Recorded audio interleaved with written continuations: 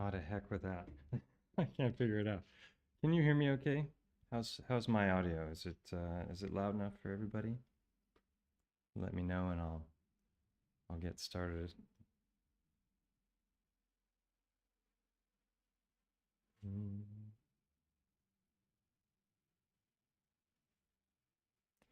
Hey Nachikita.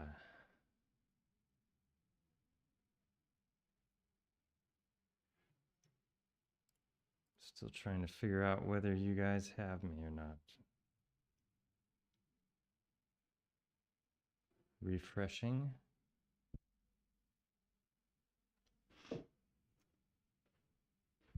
Been too long since I've done this.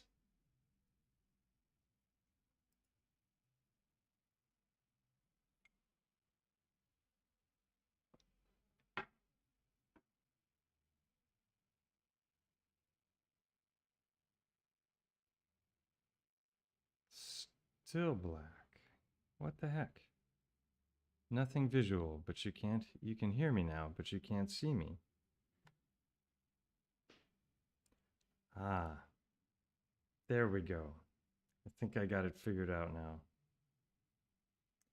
No visuals. Increase volume. Where do I do that? I've got my mic at max.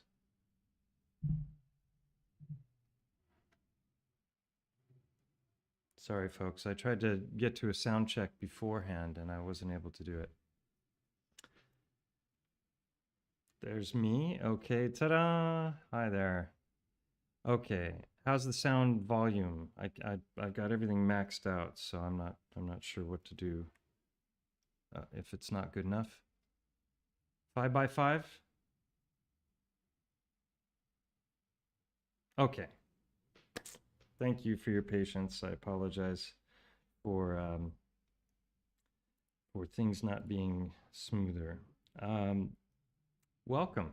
Been a long time since I did this. It's nice to be back, and I'm sorry for the absence. And I hope you're all doing fantastic. And got some fun stuff planned for you today, and I'll just launch into it. So not the last video I did, but the video before that was just a little short video that I filmed here at my office, looking out at the moon. And it was an interesting experience because, let's see, let me make sure you're seeing what I'm seeing here.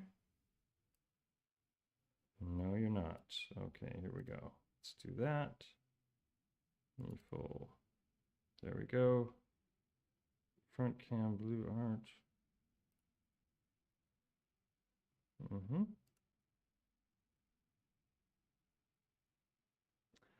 Why is it black? Oh, for crying out loud. I'm sorry about this. Let's see here. You should be seeing my...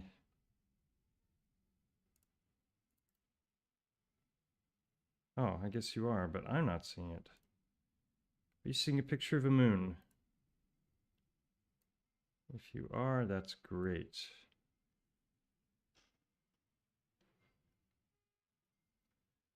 You just see me. You don't see the moon.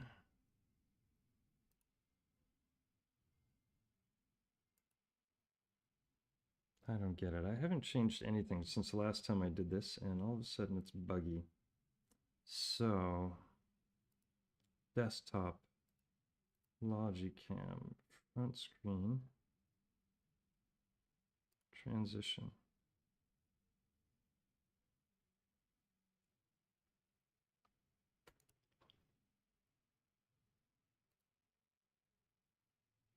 Just me in the corner with a black screen. It's not showing my desktop at all, and that has never happened before. So let me get rid of my large screen as a resource.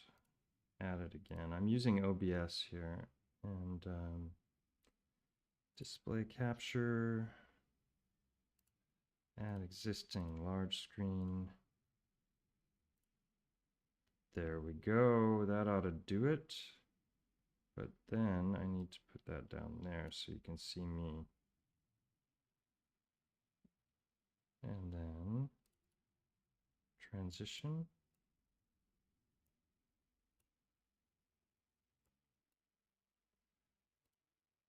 All right, I think I got it now. That was challenging. Sorry about that. Okay. You should see what I see now. Question is, will you hear what I hear? Let me double check that before I get going any further. I want to know, do you hear this video?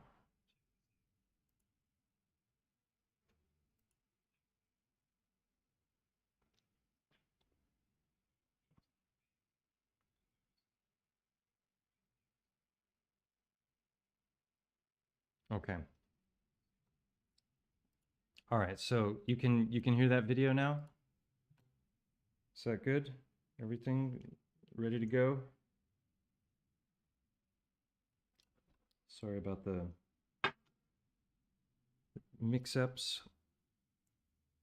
You couldn't hear it. No audio. What in the actual heck is going on here? I do hear something, but it's so faint.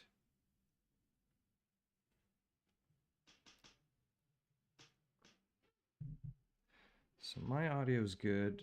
Audio from the video. Yeah. Hi, everybody. Shiva, 13th Monkey, Lenny, Nashikita. Good to see you all. Morning Glory. Sorry, it's been a long time since I did one of these, and it's not going so smooth.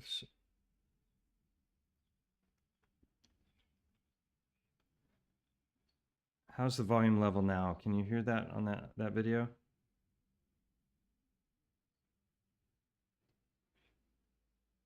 All right. Great.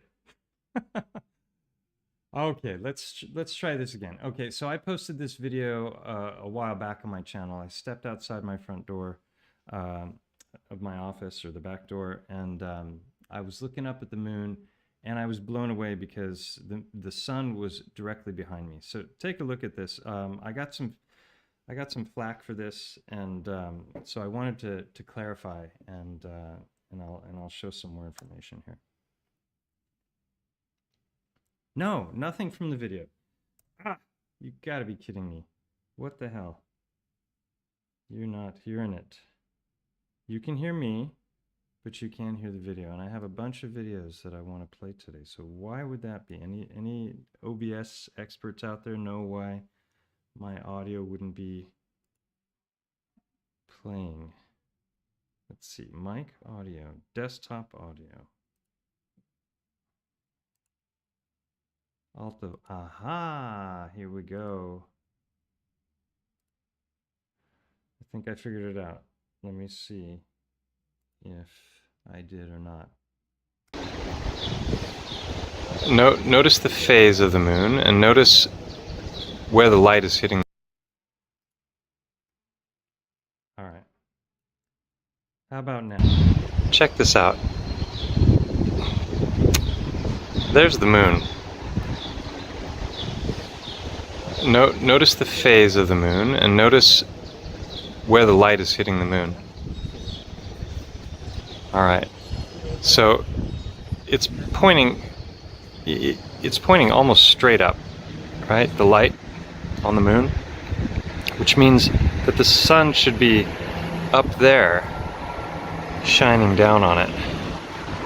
I've seen this before, where it's been off by about 45 degrees, but this is the most I've ever seen, and it's off by at least 90 degrees. So you can see here the sunlight is hitting that building. The sun is back over behind this building, and it's shining. Now, for the light to hit the moon like that, it has to be coming from above, right? You draw a perpendicular line from the shadowed portion straight towards the curve, and the light should be coming from that direction. and it is not at all. It's off by 90 degrees. How is that possible in the heliocentric model?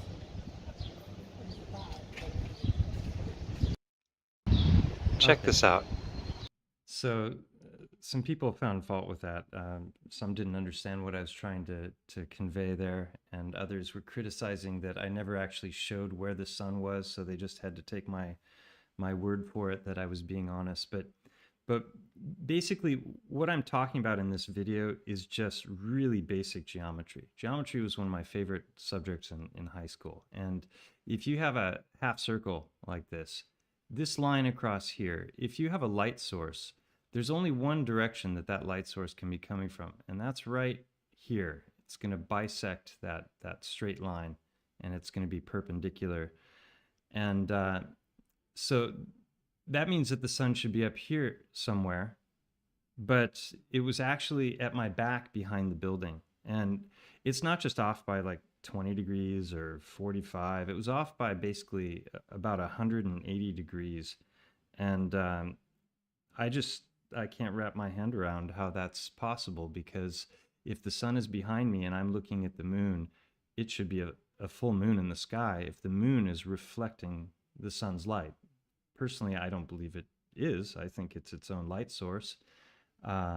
It also appears to absorb radiant heat. There's been lots of different tests that have been done with powerful thermometers, that are accurate to a tenth of a degree. And I've seen videos where it's been as much as 8, 9, 10 degrees difference between moon shade and moonlight. And you would expect, if the sun was hitting the moon and then reflecting light to us, that if there was going to be any change whatsoever in temperature, at the very least it should be going up in a microscopic amount. We're told the sun is 93 million miles away.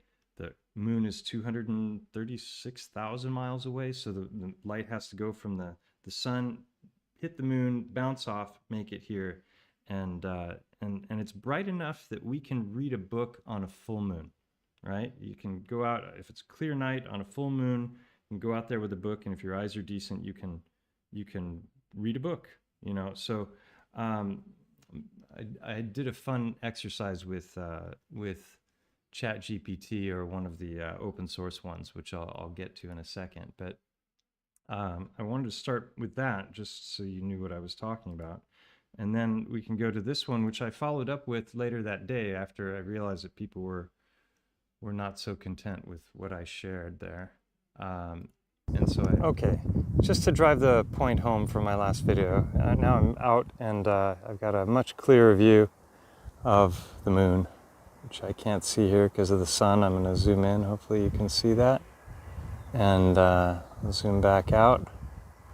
So again, the light is pointing basically almost straight up on the moon, and the sun is over here, 180 degrees opposite, and it's actually lower in the sky than the moon, which doesn't really make a whole lot of sense, does it? At least not to me. How is this explained in the heliocentric model?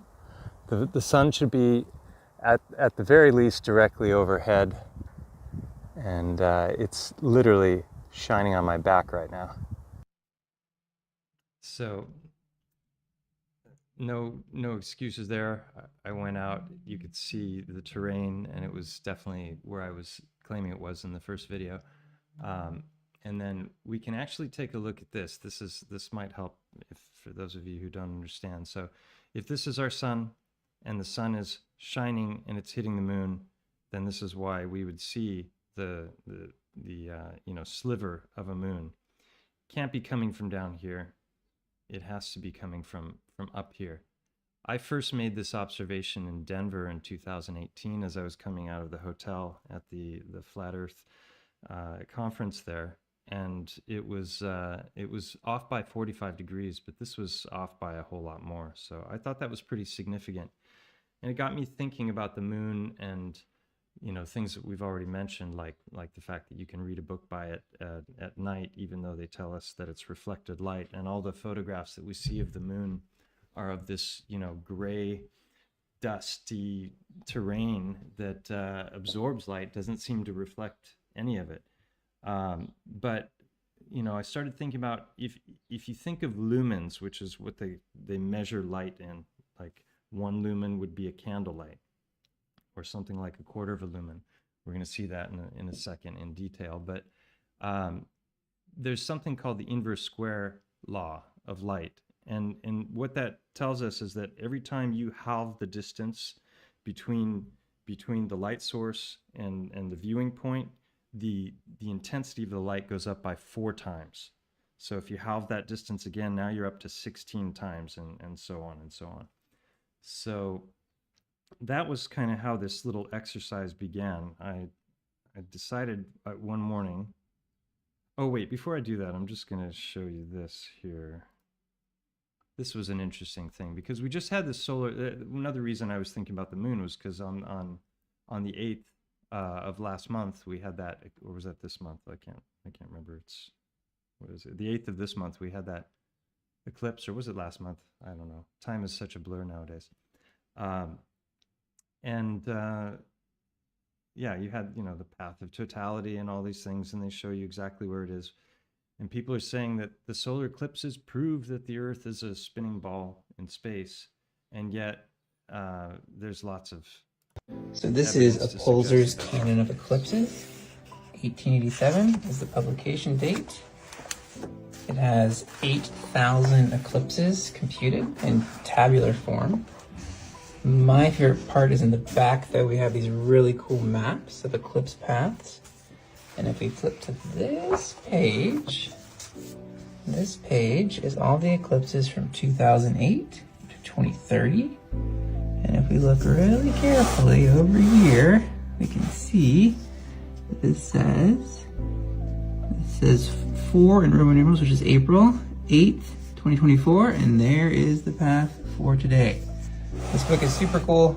Hard to find though, expensive. If you want, I have a poster version you can buy in my TikTok shop of all the eclipse paths from 2008 in that one pane, and then the next pane taking you to 2054. Turn up my microphone. Video volume. So this is a Polzer's Canon of Eclipses. I don't know how to turn up my. I can't turn up my 1887 is the publication date. It has 8,000 eclipses computed in tabular form. My favorite.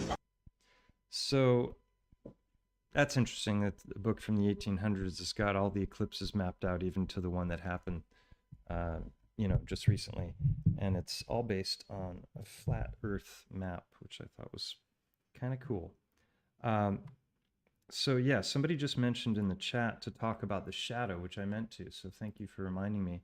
So if you think about the shadow like this, and let me go back to the this video here. So again, the sun is behind me in this video, and it's high in the sky. So that means the Earth is the lowest of the 3 bodies. The sun is back here, shining across past the Earth, hitting the moon in the mainstream model. So if you look at the curve of the Earth, right? What curve should the shadow on the moon have if the sun is up here? The shadow should be curved the same way, right? And if you look at this, when I zoom in close, you can see it's actually the shadow's going the wrong way. So there's so many things wrong with the mainstream model. When I'm still very hard to hear, huh? If I turn that up, does that help at all? Anybody know a way to boost advanced audio properties? Desktop audio. Here we go. Maybe that'll help. Oh no, that's the desktop audio. I need to boost the microphone audio.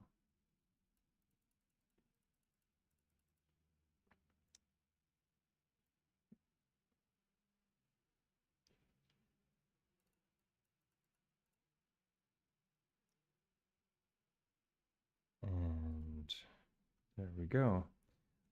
You know, OBS updated recently. That's probably why all these things are different from the last time I used it. So I should have done a more thorough check before starting, but I ran out of time. Okay, I just boosted it. That should make it go up a bit. So anyway, yeah, the light is coming from the completely wrong direction. The shadow is curving the wrong direction, and you know, that's already odd. But I started thinking about this whole inverse square law of light, and oh, I thought that was kind of funny. Scientific. If you get that in Latin, know that it is fiction. Love that. All right, so this, hopefully that's clear to people that didn't know what I was trying to convey, that the light is clearly coming from this direction, otherwise this wouldn't be shaped this way, and yet the light was coming from the completely wrong direction. And so then I woke up one morning and I was thinking about this, and I was thinking about light and how bright the light would have to be on the moon for it to reach our eyes and be bright enough that we can read a book on a full moon. That's pretty bright, right?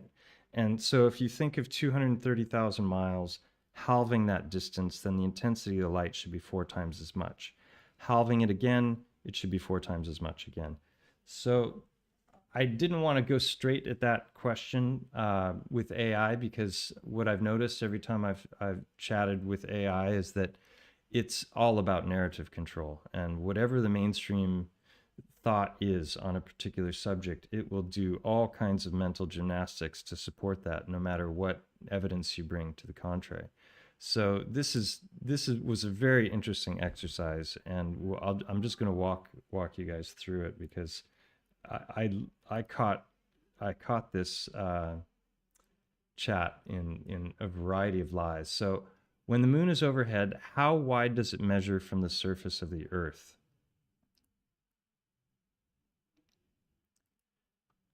And it misunderstood my question. So it misunderstood. So I said, no, I mean, if I hold up a ruler to the moon, how big will it be?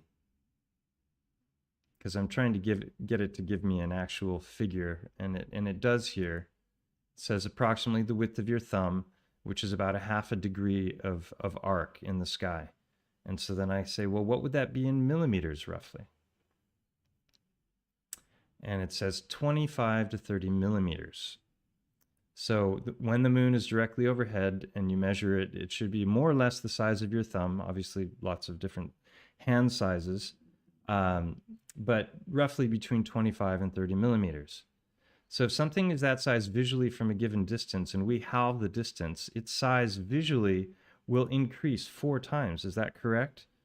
Just asking it to verify mainstream science. And it even tells me there, yes, it's correct. And it gives me the name of the law, which is the inverse square law of optics. Same works for angular resolution when it comes to, you know, size as well. Because here I'm talking about, I'm not even mentioning light yet. I'm just talking about size, but both size and light work the same way as I understand it. So I say the moon is said to be 236,000 miles away. How many times would we need to halve the distance for its surface to touch the Earth?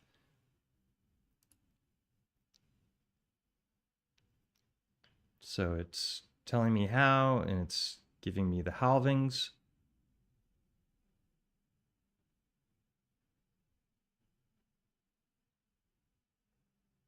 And so it's telling me that we would have to halve the distance 18 times before the moon would touch the Earth.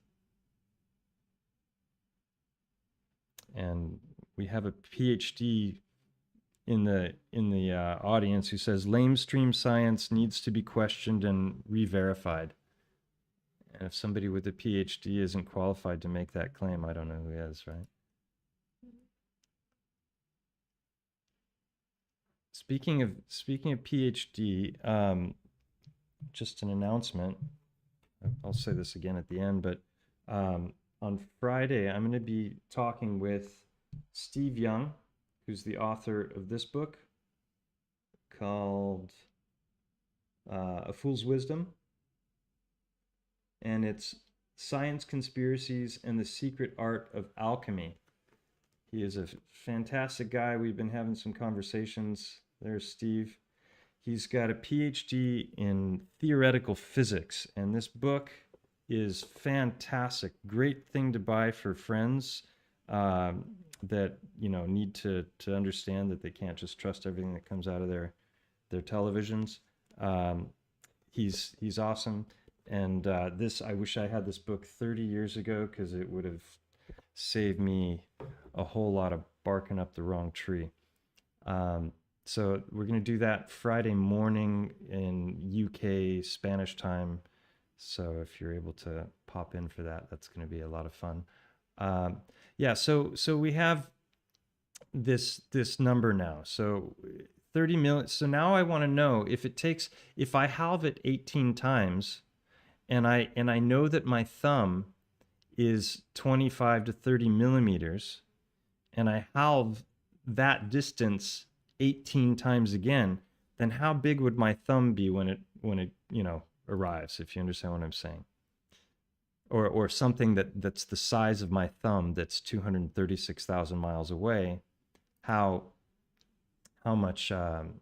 big would it be?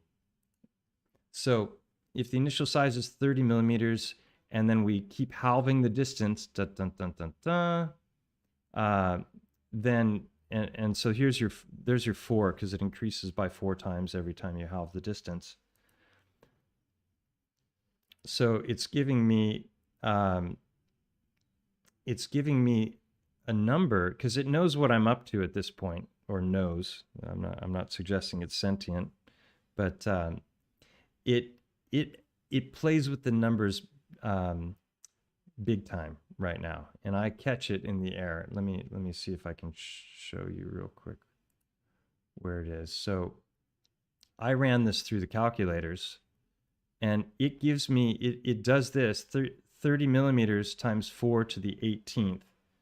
So if we bring up a calendar, and first we do 4. Let's see. Wait a minute. We need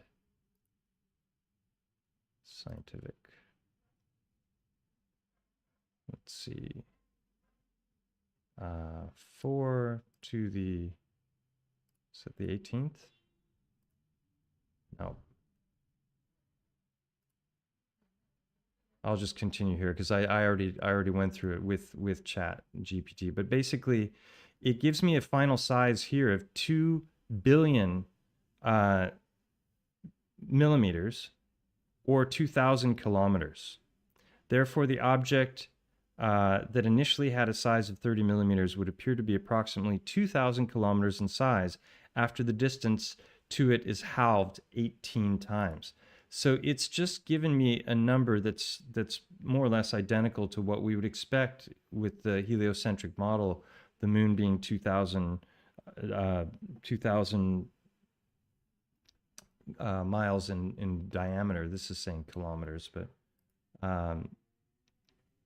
so here and then I ask it, can you show the calculations? So here's the initial size and the distance halved, increasing by a factor of 4. And you can see here this number is up to 68 billion. And that way the final size would be 2 billion kilometers, according to ChatGPT here. Converting it to kilometers. And then, so there it's given me the numbers. But I correct it and I say 30. Oh, this is a mistake here. I hit enter before I finished typing the rest of the question.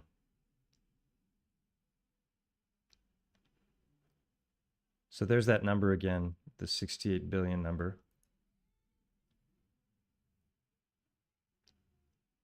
And it's again giving me that number, which is, it's still not accurate because it's 2,000 miles in the imperial model.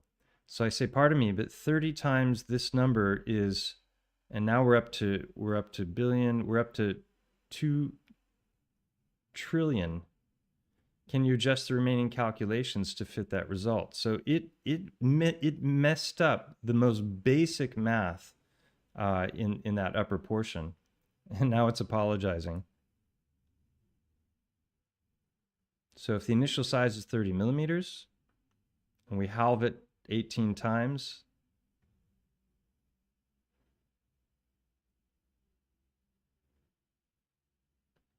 we get 68 billion. And now it's done the math correctly. And now it's giving me a diameter of 2 million kilometers. So the correct final size of the object starting at 30 millimeters and being halved 18 times would be approximately 2 million kilometers in diameter. Thank you for pointing out the error, and I appreciate your understanding. I said, does this not prove, based on the distance we are said to be from the moon, that it cannot possibly be the size we have been told it is? It's important to clarify that the calculations we performed are based on a hypothetical scenario of an object doubling in size after being halved multiple times. These calculations do not directly relate to the moon's actual size or distance from the Earth. In reality, the moon's distance from the Earth is approximately, and here it's just giving me the mainstream, 384,000 kilometers on average, and its diameter is about 3,400 kilometers wide. These measurements have been determined through scientific observation, research, and calculations based on various methods, including satellite missions and astronomical observations.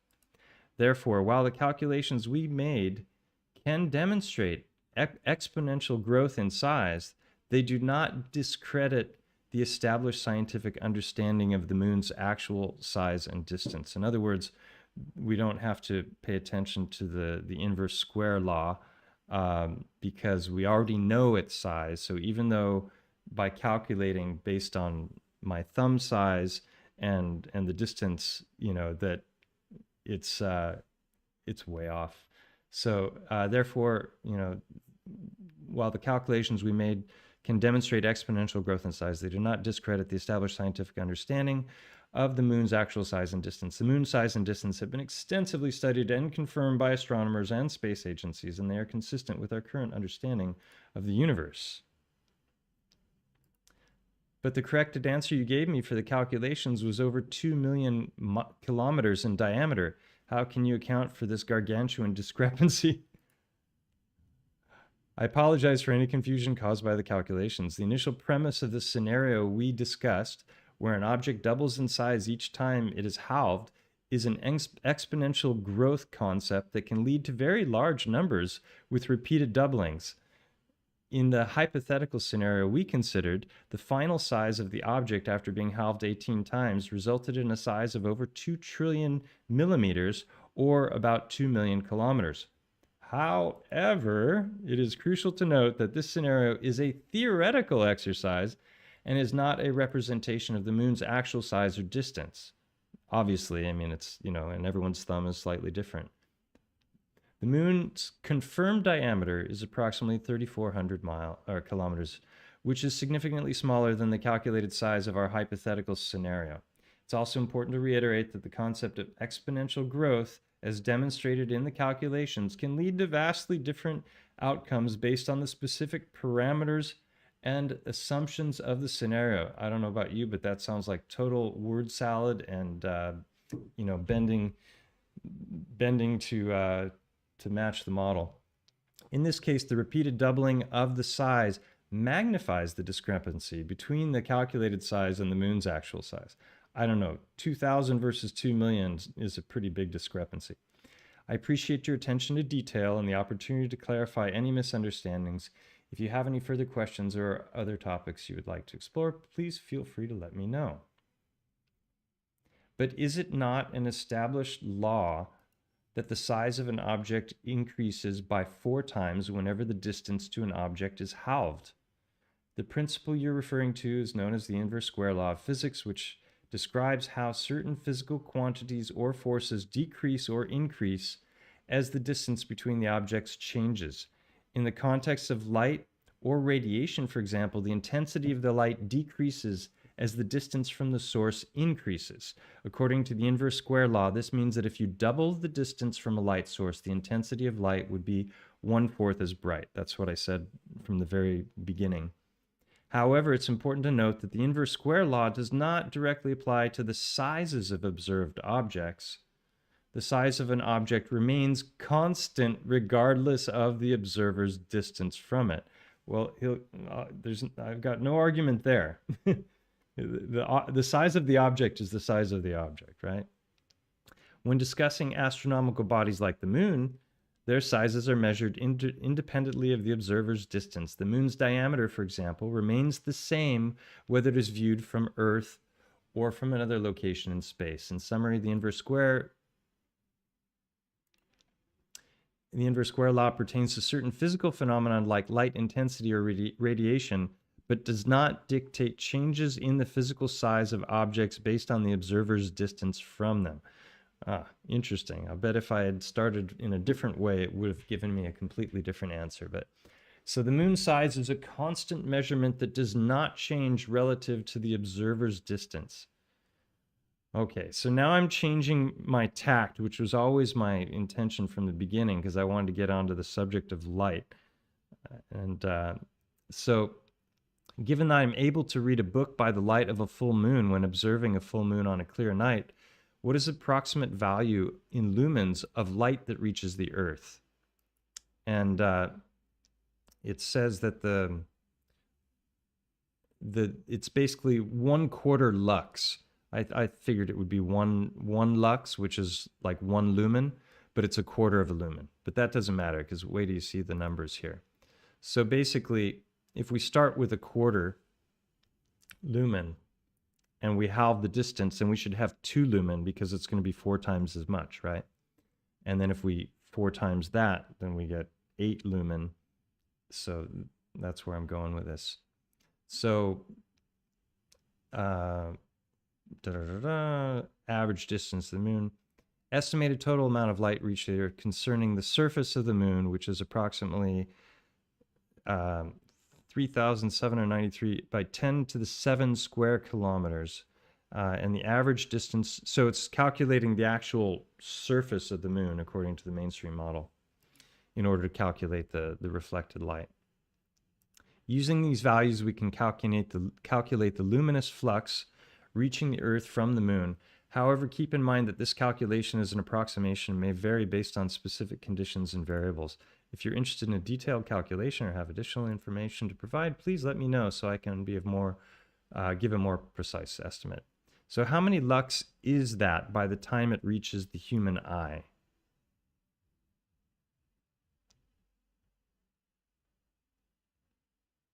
So this is just a flat out lie. It says the illumination of an object at a specific... So in order for 1/4 lux to reach my eye, it has to start out a hell of a lot bigger and more powerful before, I'm going to be able to read something by it. People like the Petrified Coochies title. We're going to get to those. Definitely. Okay, so the illumination of an object, I'm almost done with it, but the illumination of an object at a specific distance is inversely proportionate to the square of the distance from the source of the light. It's just saying the same thing. Every time you halve the distance, it's going to be 4 times as intense. Given the average distance, and that the illuminance of the moon at its surface is around 0.25. This is just a flat out lie, because it's already established that this is how much light is reaching my eye. So it can't possibly be 0.25 lux on the surface. That means there'd be no change. So let's assume that the average distance from the moon is about 384,000 kilometers. Using the inverse square law, we can calculate the illuminance at the surface. And so it's like, here's the illuminance at the Earth's surface, illuminance at the moon's surface, radius of the moon. And given that the radius of the Earth is approximately these number, and the radius of the moon is this number, the equivalent illuminance at the Earth's surface from the moon would be significantly lower than the initial luminance at the moon's surface due to, right, so that's just common sense. We've already established that. The closer you get, the brighter it should be. Assuming the direct inverse relationship due to the distance involved, the illuminance at the Earth's surface of the moon would be approximately 0.000. It's totally off. It has to go in the other direction by a lot for there to be 0.25 by the time it reaches the Earth. I can't believe how many mistakes this thing made. This means that the amount of the moonlight that reaches the Earth and subsequently the human eye is quite dim compared to the illuminance on the moon's surface. I ask about 1 lumen being roughly the light given off by a candle.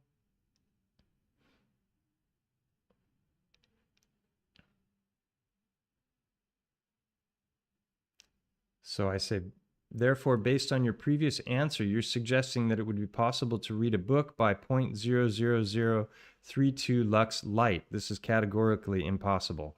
And then it says, you're correct. I apologize for the oversight of my previous response. Illuminance, oh, it's saying, before it said that it was 0.25 lumens on the moon. And so this is what it would be by the time it reached me. It would indeed be far too dim for practical visibility, especially for reading a book as it's significantly below the threshold of human vision. To provide some context, moonlight typically ranges about 0.1 to 0.25 lux on a clear night, which is enough for basic visibility outdoors. However, for tasks that require detail, visual acuity like reading, a higher illuminance level is necessary. In general, a minimum of 50 lux is usually recommended for comfortable reading conditions. Thank you for pointing out the discrepancy.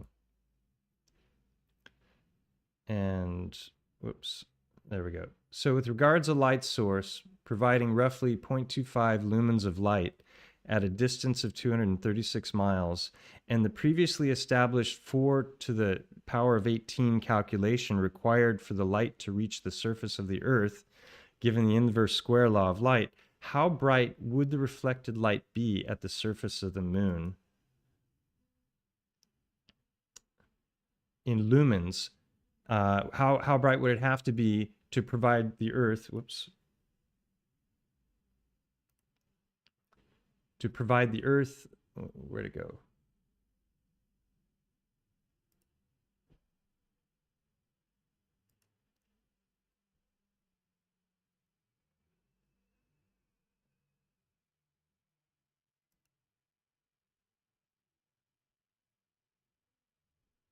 I skipped. There we go. So how bright, I'm trying to get it to tell me how bright the light would have had to be on the moon for 0.25 lumens to reach here.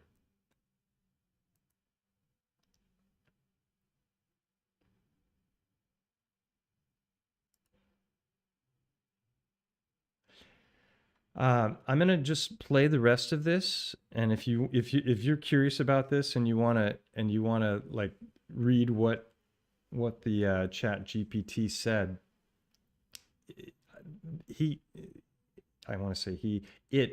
it threw in entirely unnecessary variables in the course of me trying to get really basic answers to these simple questions. It gave me such the runaround. And I caught it multiple times, and I corrected it, and it actually accepted my corrections. And then it eventually gave me the numbers I wanted, but it never. Here, let's see if it does it this time. Therefore, the reflected light on the surface of the moon would need to be, here it goes again with this super, super tiny number. And it actually should be probably, the decimal should probably be over here.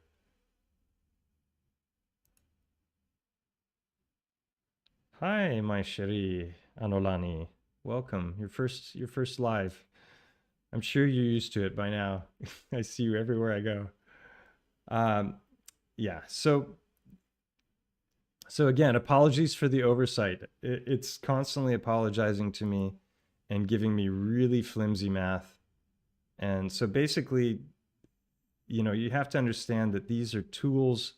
They're good for quick, looking things up quickly, but you don't want to base anything important on them. And you have to understand that this is all about narrative control, and whatever the mainstream belief set is what it's going to is what it's going to give you.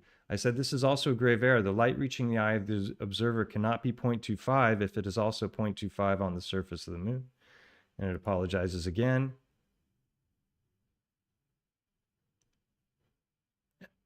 It's just like it was literally comical. I was at this for a good hour with this machine, and eventually I get it to give me the correct answer, but I'm constantly correcting its math. Oh yeah, this is where it throws in a completely unnecessary variable in the previous. These aren't really complex calculations. So if you're math averse, like here it's talking about distance squared, but it's thrown in an extra variable for no reason whatsoever. And they're this it's so I'm saying it has no place in the equation. Whoops. Hit the wrong thing.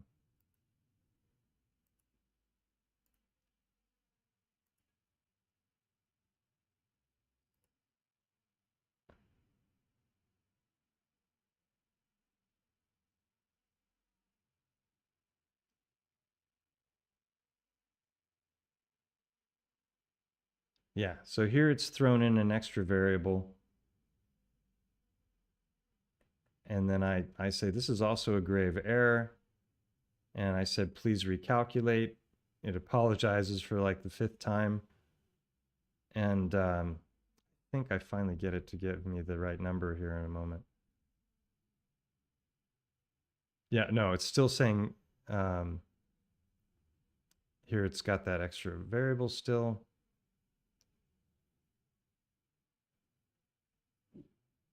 Has no place in the equation.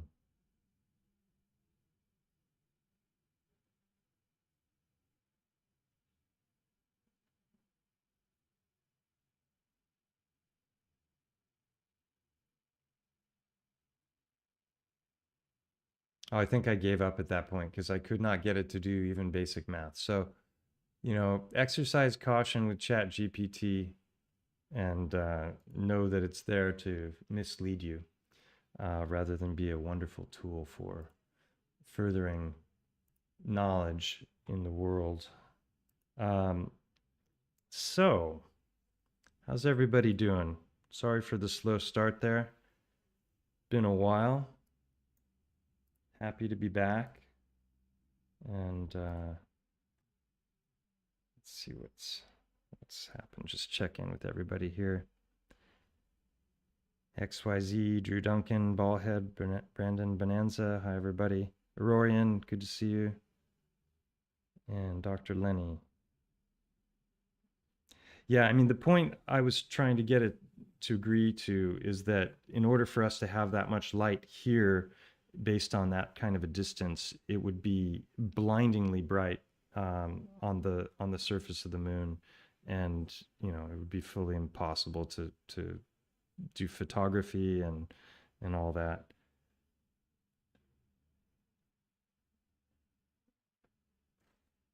Very good. So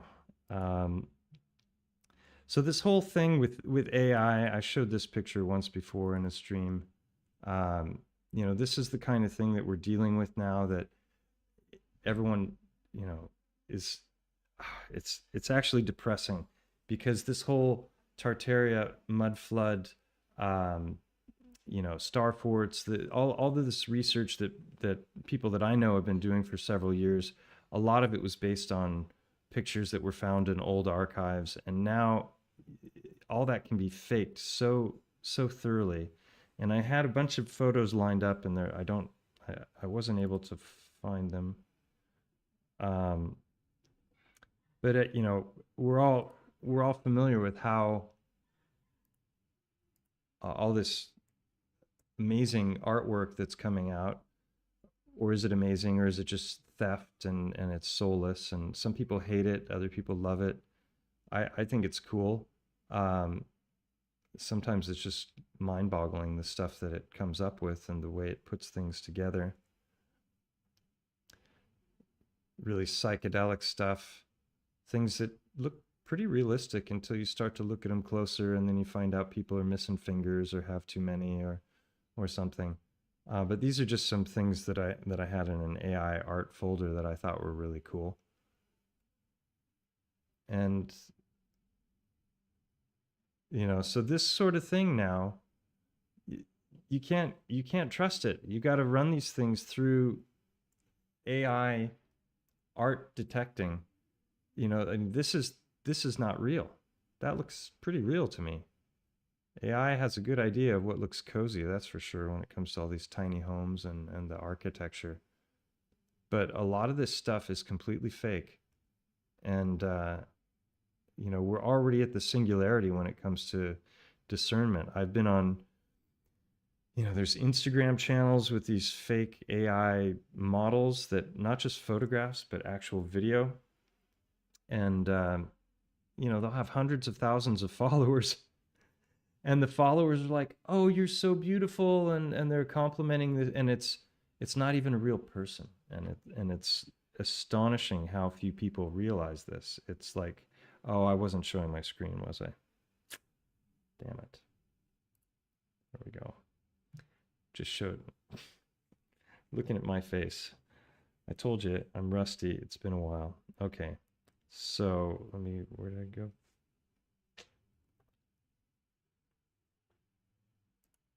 Just going to leave it on. This is the artwork I was talking about here. I'll just go through these quick.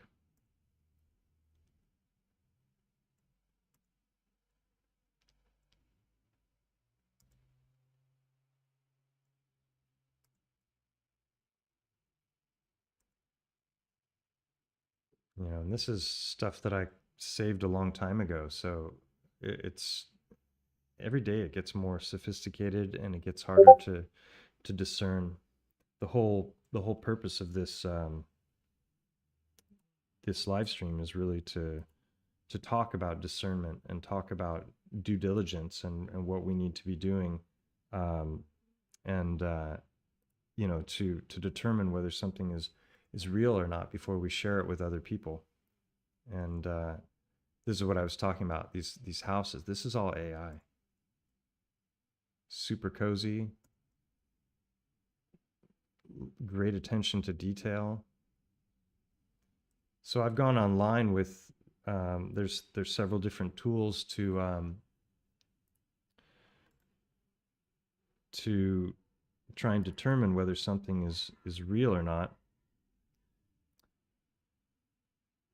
Extended attacking and sanctioning its allies. So this is a video I showed in a previous live stream. This is totally AI, and if you look down, there was a longer version of it, and like cars are going off the side of the road, but people think it's real, and then they share it, and then we all look like fools for believing stuff that is clearly not real. This was shared by a ton of people as an example of a Titan, and that's also AI. So you can go to these different tools. Like this one I ran because I wondered, is that real or is it AI? And that turned out to be real. And but there were a bunch of them that weren't. Like, take a look at, where is it? Here we go, this one.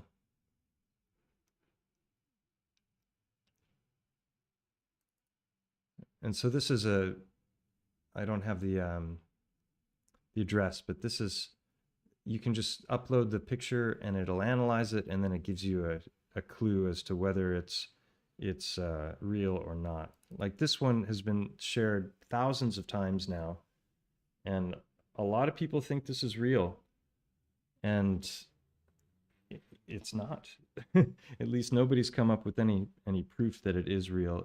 The video that I saw, it's a blurry picture and it just looks like it's a pan and zoom, and so I ran that through this, and it's given me 90% likely to be AI. And then another one, this one's been going around a lot as well. So that's that's my message. Exercise caution before you share something, even if it supports a narrative that you believe in. Um, you know, check it before you wreck it.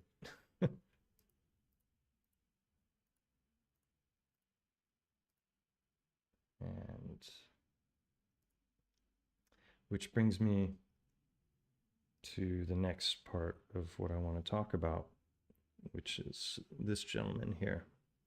So a lot of I've mentioned this channel countless times over the last years, and have referred to him a lot. And I gotta call him out on some things, unfortunately, because I think it's he's doing exactly what I'm suggesting people don't do, and you can hear for yourself here. Okay, so why is geology so unexplained? That's because they have no clue what they're looking at. Everything there is biological.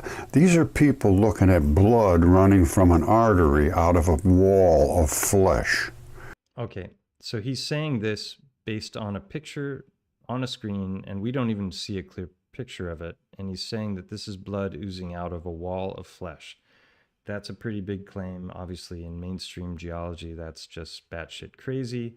And the question is there any potential truth to it, or are we looking at, is that the only explanation, or are there other explanations, and are those other explanations more plausible? I think there are, and I think they are. He has claimed many times that this is a goose head, and it could be a petrified goose head, but the question is, like, why would the beak, which is going to be completely different from the head, and the eye, why would everything all petrify to the exact same type of stone? Doesn't make sense to me. Sure, it looks like a goose head, but does that make it a goose head, or is that a case of pareidolia? This is a giant penis. There's a person standing next to it. There were giants on Earth here of unimaginable size. So petrified peckers and petrified coochies. There was women here too that obviously had vagina. A parental warning here. This is, not for the underage crowd. Well, actually, I suppose it doesn't matter, because we're not going to be showing anything, in my opinion, that's anatomical. But so here we go. That obviously had vaginas, and that's a baby that was, a coffin birth, they call it. They died in the Great Flood, and this is a uncircumcised penis with the scrotum and all that. This is another vagina. Fully understandable by anybody that has any common sense whatsoever. And this is how much blood. Fully understandable by anybody who has any common sense whatsoever. Blood there is in these rocks. And that would have been what the guy was looking at on the wall, and blood running out. When that was broken, it's just full of blood. All the rocks are full of blood. When they said you can't get blood out of a rock, that guy was crazy. Okay, so he's talking about uncircumcised, and he's saying this is, unequivocally a pecker, so we're gonna look closer at those claims in a moment. So this is one of the things I've heard him talk about, is the death erection, which is basically when people are hung, and the noose goes around the neck and it pulls. It can cause a spinal cord injury, and it can lead to what's known as a priapism, and that can cause the member to engorge, and so the person can be dead and have an erection. And so basically, in order for what he's saying to be true about this, there had to be a titan that died, I guess without being hung, because it's lying on the ground, but the pecker is engorged and it's petrified, and the entire rest of the body is gone. And there's even more problems with this idea, which we'll get to when we get to this one here. But that's the the claim, is that this is possible because of this phenomenon. It's similar to rigor mortis. When the body dies, all the muscles go into contraction. So let's see. I want to pull up. Where is it? AI.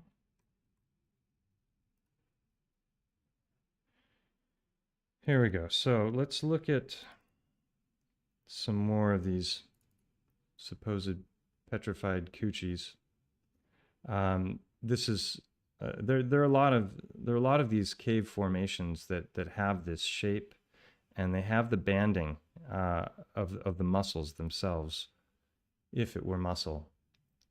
And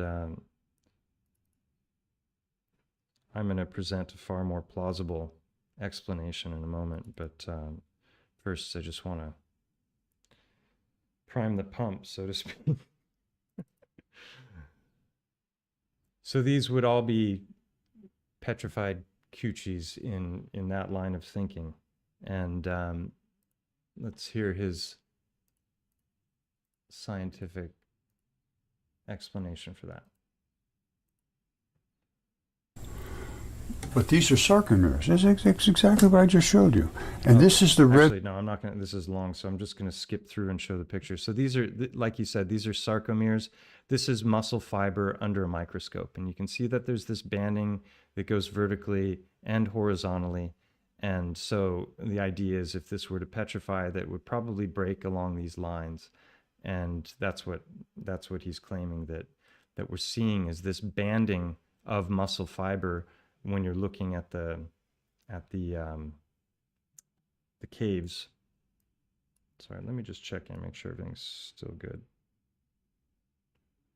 Yeah, okay. All right, so that's a sarcomere, and then here we're looking at the striation, muscle striations. So anyone familiar with my channel knows that I've gone deep into the whole subject of titans, and I'm on board with the idea that titans once existed. So I'm not criticizing Roger for Titan ideas. What I'm frustrated with is how often claims are made with 100% certainty when there's no boots on the ground, there's no actual empirical evidence that's being presented. It's just photographs on a screen. And it's a problem because if there are other possible explanations, those have to be explored also, and they have to be ruled out before you can claim unequivocally that something is true. That's how it works with the scientific method. So he's just describing the striations, and then we're going to get to this as well here. I'll come back to that. So these are what he is calling let's see. This is in the dermis of the skin. These are little anchoring points in the skin, according to his theories. He calls them tendon. Well, tendon balls are the insertions of the tendon into bone, and then the body grows these little microscopic balls that anchor into the bone, and that's what he's claiming is being seen here. But I'm just going to show you guys, going back to the vagina thing before we move on to these. Because remember, his claim is 100% that was a vagina, and one of the things that makes him so certain is this line here that goes up, and that goes through the whole cave, and that's an interesting phenomenon. I'm not sure exactly what the geological explanation would be for how this line is formed. I need to look into that, but you get these parallel lines in this direction, which is the banding, which he's claiming is muscle fiber, and then the vagina are these circular muscles, and they anchor at that central line. So there's something to what he's saying. I'm not saying it's a completely ridiculous idea. The problem I have is that he's claiming it unequivocally rather than recognizing that there are other plausible explanations that might even be better. And then we get into the whole thing when it comes to Occam's razor as well, which is here. So Occam was this old dude. He said, no more things should be presumed to exist than are absolutely necessary. In other words, the fewer assumptions an explanation of a phenomenon depends on, the better the explanation. In other words, if it's true, it's probably simple. So for his story to be true of the giant petrified vagina, we have to have a titanic creature that's died. The rest of the body is all gone, but it's left this cave that's, going into the side of a mountain, and it's petrified like that. So I just started thinking about it from a perspective of trees. Like, what is the possibility that it could have been a petrified tree rather than a vagina? And if you notice, there's this line here. I've got some examples that are even better than that.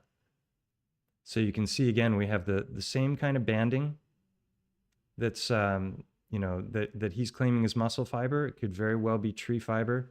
And you can see how it comes up to this point. And here it's extremely prominent, that point. So are we really looking at petrified coochies there, or are we looking at something that was petrified tree? I've shown this in the past.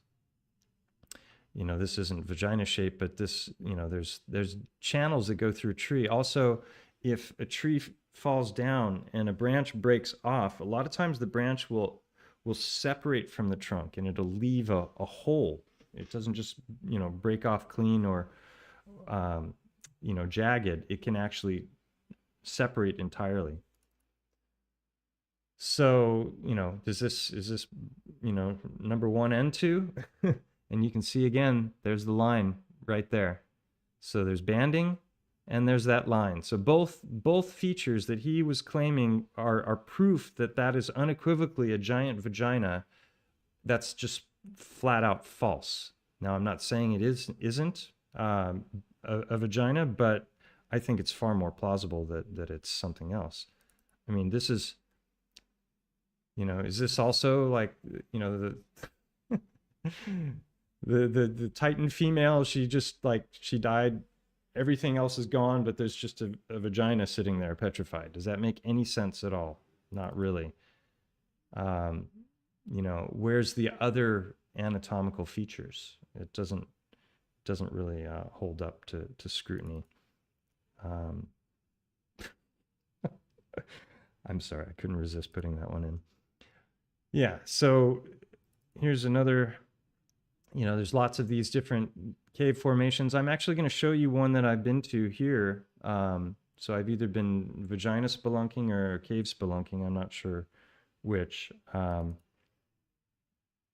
again, another one with the exact same formation. And the line always at the top. Interesting.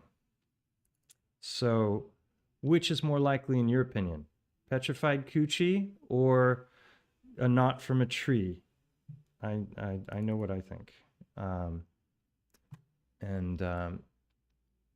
So let's go for this one as well. Now we'll go for the peckers. Petrified peckers. Yeehaw. Sorry, I don't usually have to do this either. My whole system updated and it's not behaving the same. So he was talking about the two peckers there. One was circumcised and one was uncircumcised. Where is it? There we go. That's the uncircumcised one. And his exact words were, there's a person standing next to it. There were giants on the earth here of unimaginable size. Standing next to it. There was a giant penis. There's a person standing next to it. All right. So here's the problem with that statement. That picture, with just the slightest amount of Googling, you can come up with this. Same rock formation. So you can see that the lines in the rock continue over to here, right? So first of all, you'd have to believe that this is going to petrify in layers. Like, why would a pecker have these horizontal layers in it? And second of all, why is all of this around it going to have the exact same continuation of grain? It doesn't make any sense. It's extremely sloppy. You know, it's one thing to say it might be. It's another thing when you're making claims that it is that way.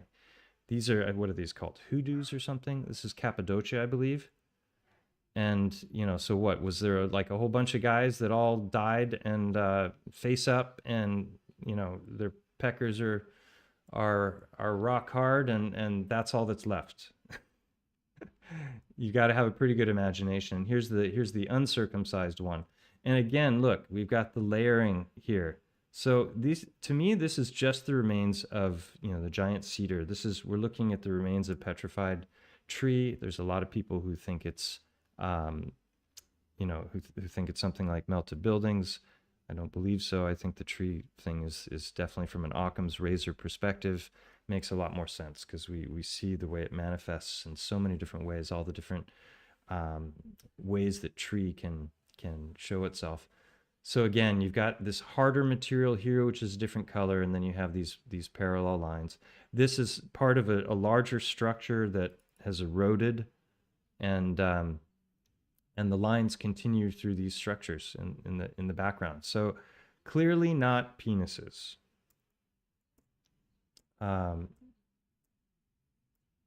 There's another one. Cool though. I've often pondered if they could be giant petrified mushrooms or something, but the way that they're a part of the background landscape suggests to me that they aren't. And this is another example of pareidolia gone wild, and so is that.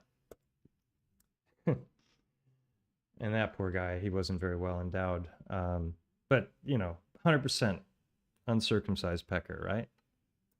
Or is there a simpler explanation? Is this a cross-section of a petrified pecker, or could this perhaps be something like, let me see, I'll pull up.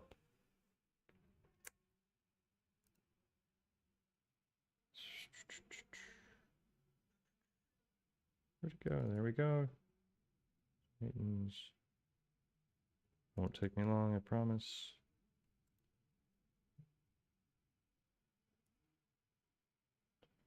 Or maybe it will. Where's the mushrooms?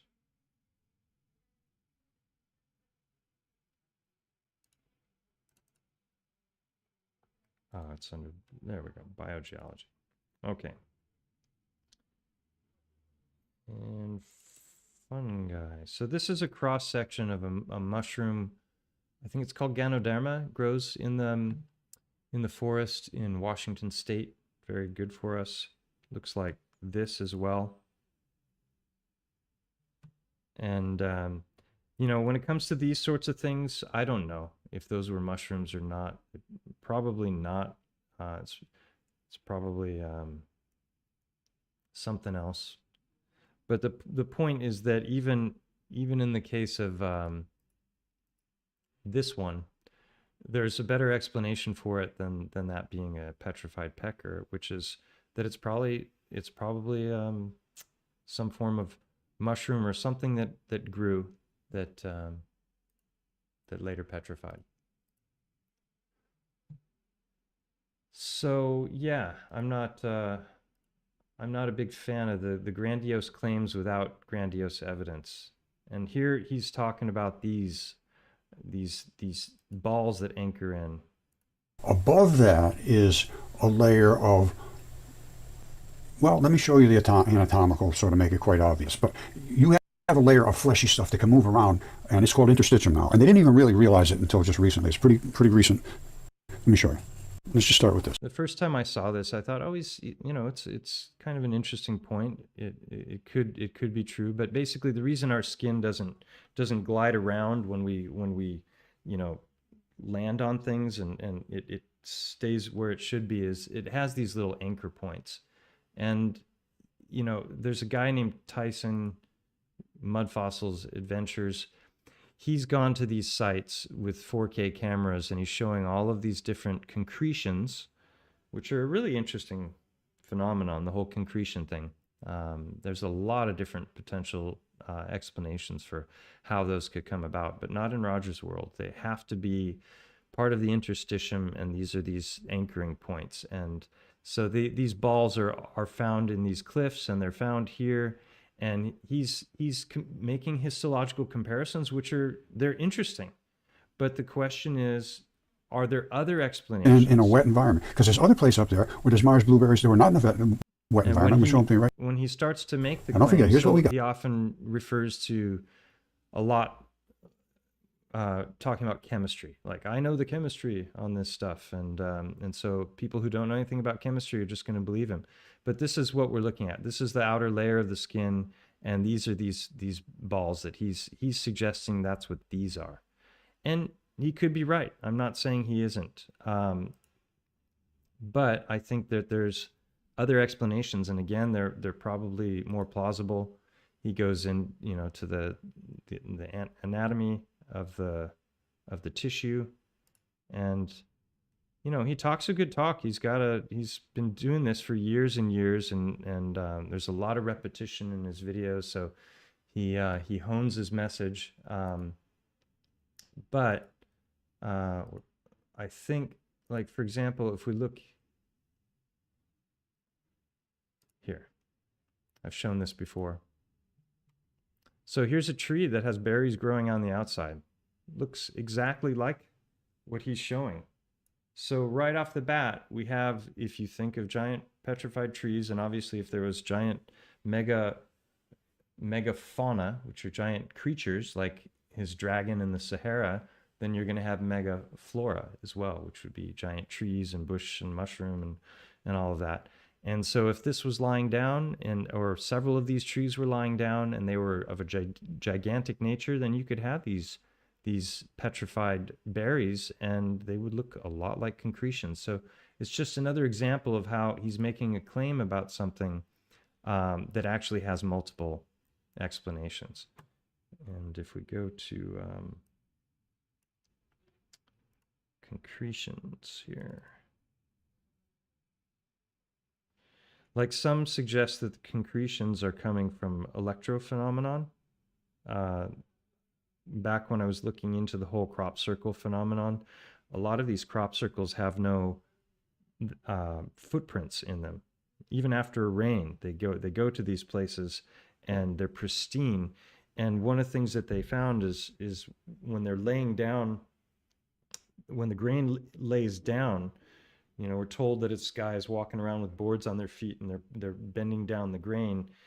Well, that's been disproven, and one of the ways that they did that is they've separated the grain very carefully, and they found that there are these little dirt clods that are perfect spheres that are like powder. You touch them with the slightest touch, and they just pulverize.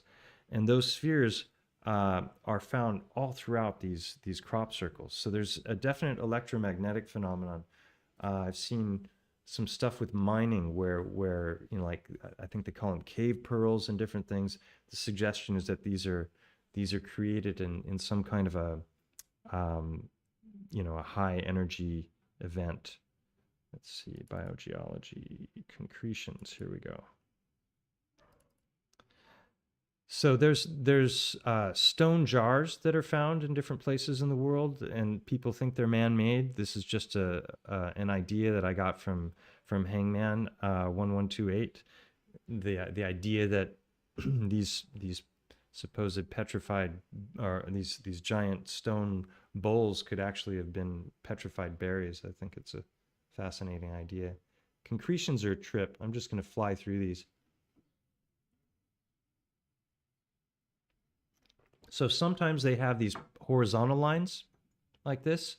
And to me, that's part of a layer. And then there was a harder material, and then there's an erosion. But why it's a perfect sphere, all I can figure is there's some kind of a force involved that forms it into that. It could be something that grew. So some of them have those horizontal lines, and then some of them are concentric spheres. And some of them look like an alien pod that hatched something.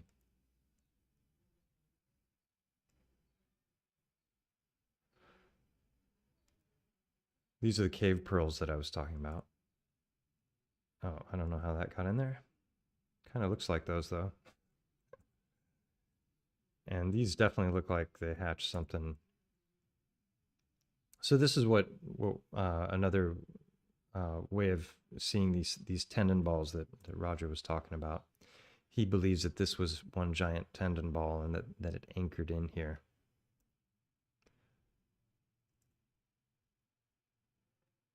And they also like disc shaped, trippy stuff.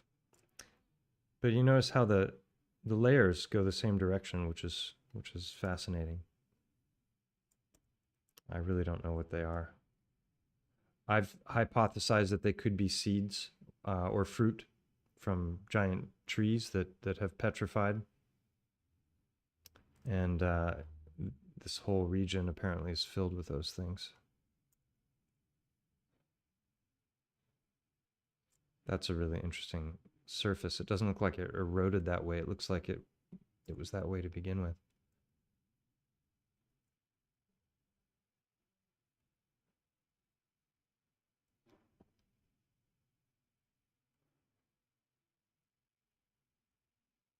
Yeah, I definitely lean more towards the tree hypothesis when it comes to concretions as well. And I think these are known as growing stones. There's different parts of the world where stones that look like this actually grow, which I'm not sure how fast they grow or what the process is for that. But and again, this is the whole interstitium idea. And you know, there might be something to it.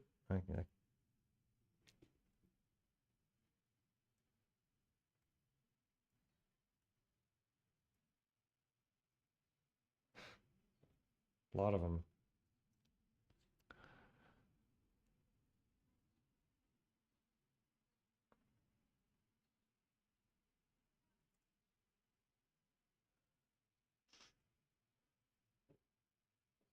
Yeah. So enough with the whole concretion thing. But that was my point, is that these could very easily be something beyond what he was saying. And it's okay to have a theory, but it's also important to have a bit of humility and recognize that if there are other explanations, they have to be ruled out before you start claiming that they are something. Here he's looking at a heart in space. He's got these asteroid pictures from NASA, oftentimes kind of blurry and grayscale, that have supposedly come from the rovers that are out there and the satellites and whatnot. And so he made this video. I'm not sure if it's this video I chimed in on, but I was kind of frustrated because he's made a couple videos about heart stones that I felt were rather mediocre, and I've done a whole lot of videos on that subject. He's never mentioned it. He's never mentioned all of the different heart-shaped stones that I've accumulated and all the anatomical features.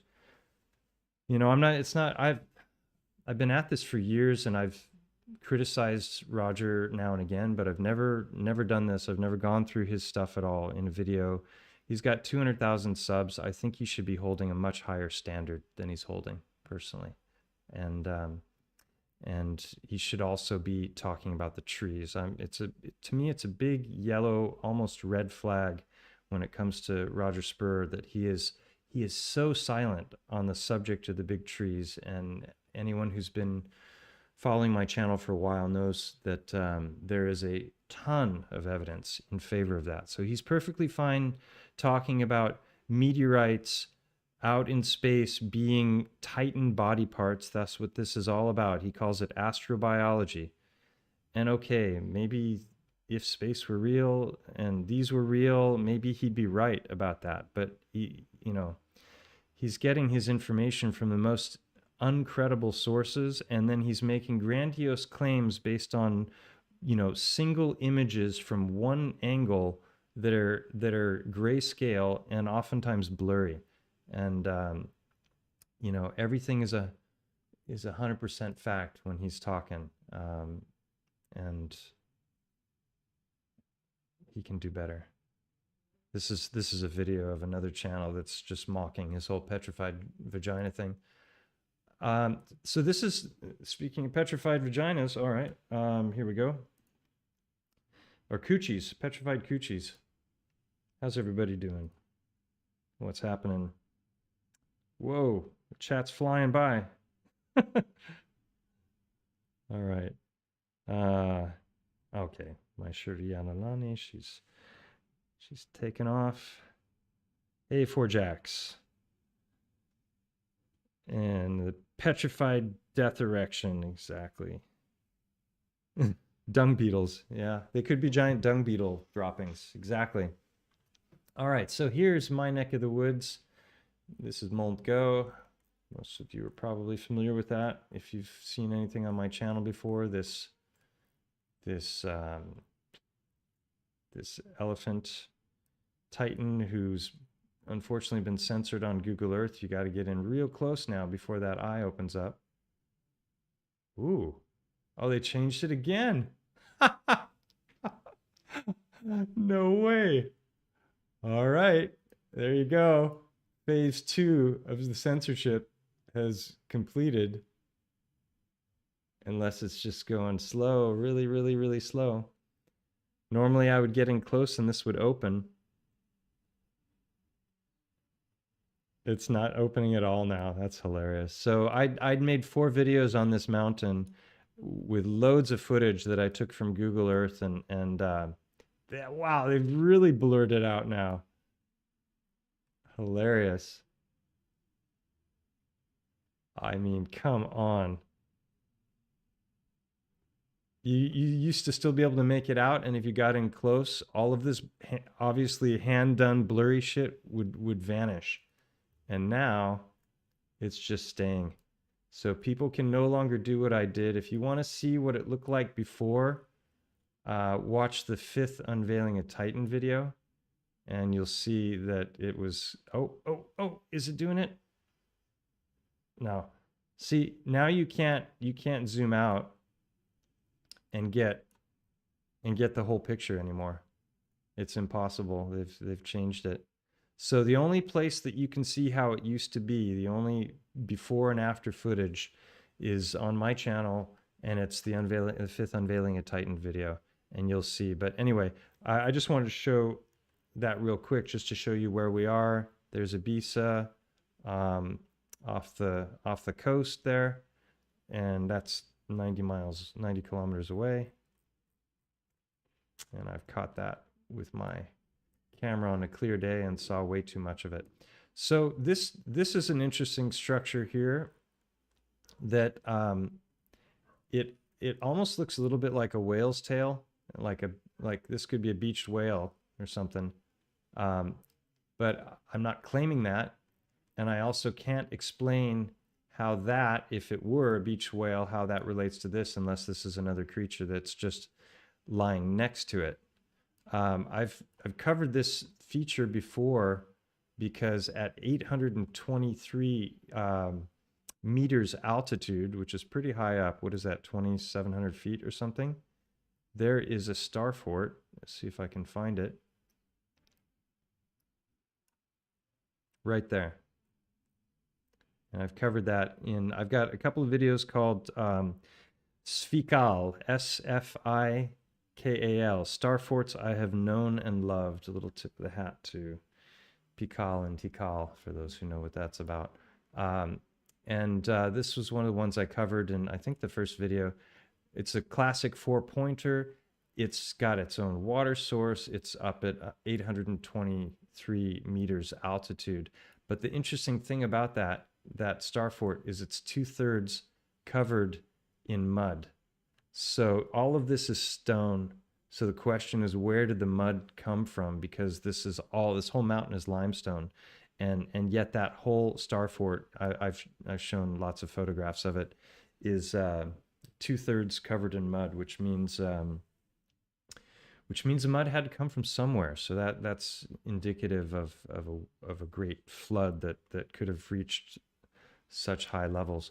But the interesting thing about this mountain is somewhere around here, and I don't know if I'll be able to see it on Google Earth, but I think it's like right here, or maybe here. could be here. There's a tunnel that goes from one side to the other. And so since the quality is so bad, I'll just show you. This is the tunnel looking out, and it looks, this is coming through from the Havia side going towards Benidorm. And it's a really interesting cave because look at that. You've got that seam again going right up in the middle. So if that's a petrified coochie, then it's a petrified coochie of what appears to be a giant whale. So it could be a petrified giant whale coochie, or again, we could be looking at the structure of what may be tree. It's hard for me to know. I've got a bunch of footage that I'm going to share soon covering this mountain. And also, if you look over here, so that picture from Kunlun Mountain, if I go back to the AI folder, this one here, everyone's oohing and awing about this because it looks like a spine. Well, it's AI, and that's another one of Roger's claims. When I think he does it here. Let's see what he says. Okay, this was on TikTok, and it's quite obviously some form of a very long skeleton, which looks to be for all the world like a snake or something. Quite obviously. Now, I looked at this carefully. I understand the vertebra and all that stuff about snakes and all. They have the ribs and how they come, and they would snap right off about there because there's a rigid part and then there's a flexible part. And then, obviously, this is all what it looks like. I mean, there's no other way to deal with it. Now, I saw this on TikTok, and they did say where the name of it is, and I'm absolutely certain this is real. And they scanned across this, and I lost. So, yeah, it's called the Kunlun Mountains, and if you had got on, Google Images for 5 minutes and just done some searches, you would have found that there's mountains there, Kunlun Mountains, but they don't look anything like this. This is a blurry photograph on a screen at a distance that he's pointing at with his feather, and he's claiming that without a doubt that this is a skeleton. Now, I would love that to be a skeleton. I would love there to be some giant multi-mile long petrified skeleton in the Kunlun Mountains in China, because that would just offer more confirmation for my own research. But it's not. It's AI. And if someone has proof otherwise, I would love to see it, but I haven't seen it yet, and I've gone looking for it. And and then from there he launches into his explanation about the giant petrified 1,000-mile long dragon in the Sahara, which we can come back to in a moment. But first, I just want to show you this. So this is an example of I've been sitting on a whole bunch of footage, boots on the ground, for quite a while because I don't have enough information to share, and this it's actually, the quality now has gone down on this. Let me see if I have the video handy. Where did I put that? No, I don't. Anyway, the point I was going to make is that this mountain here, it undulates, and it's got a groove in it just like a spine. So let me show something. Hold on one second.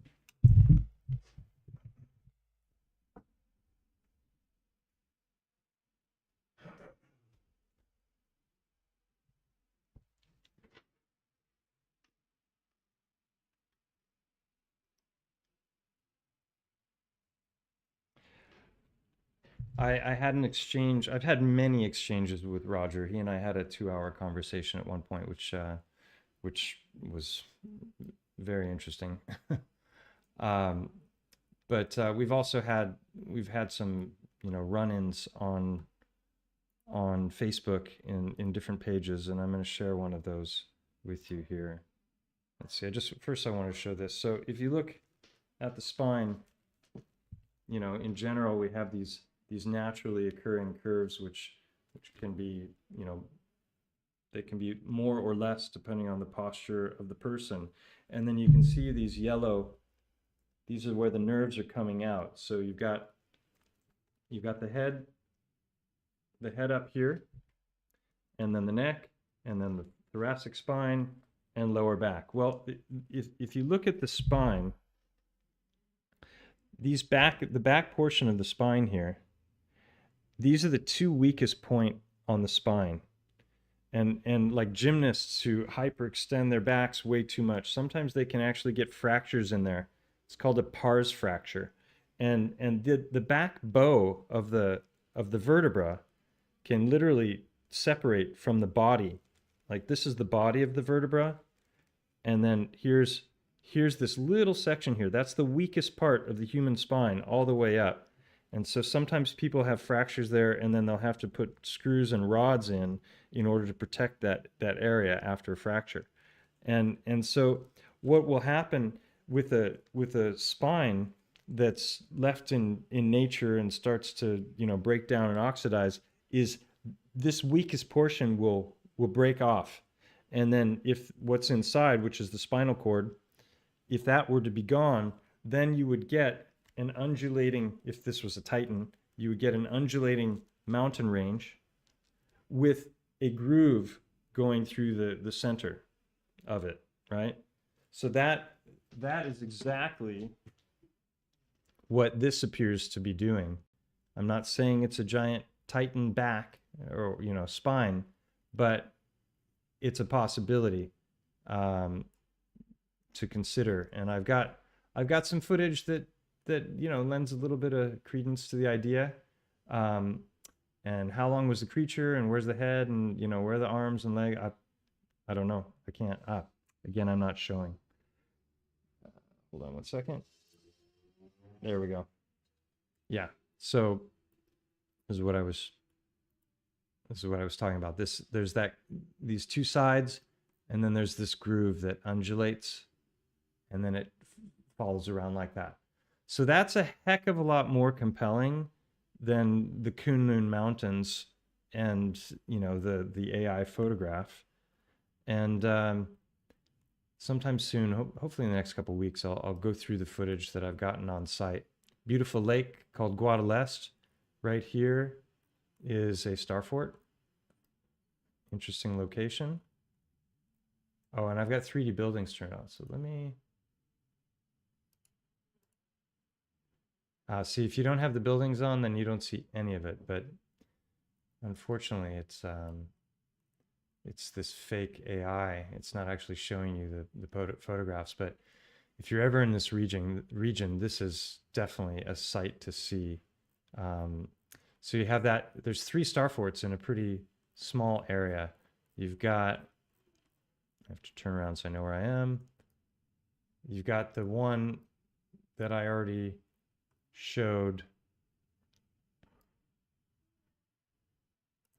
that's here at 823 meters. And then there's another star fort that's on top of one of these mountains, either here or here.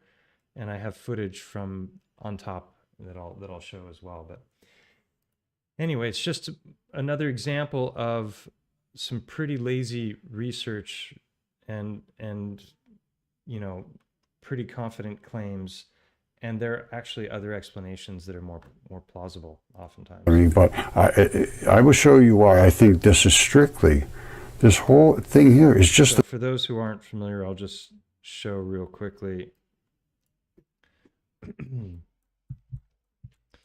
Rogers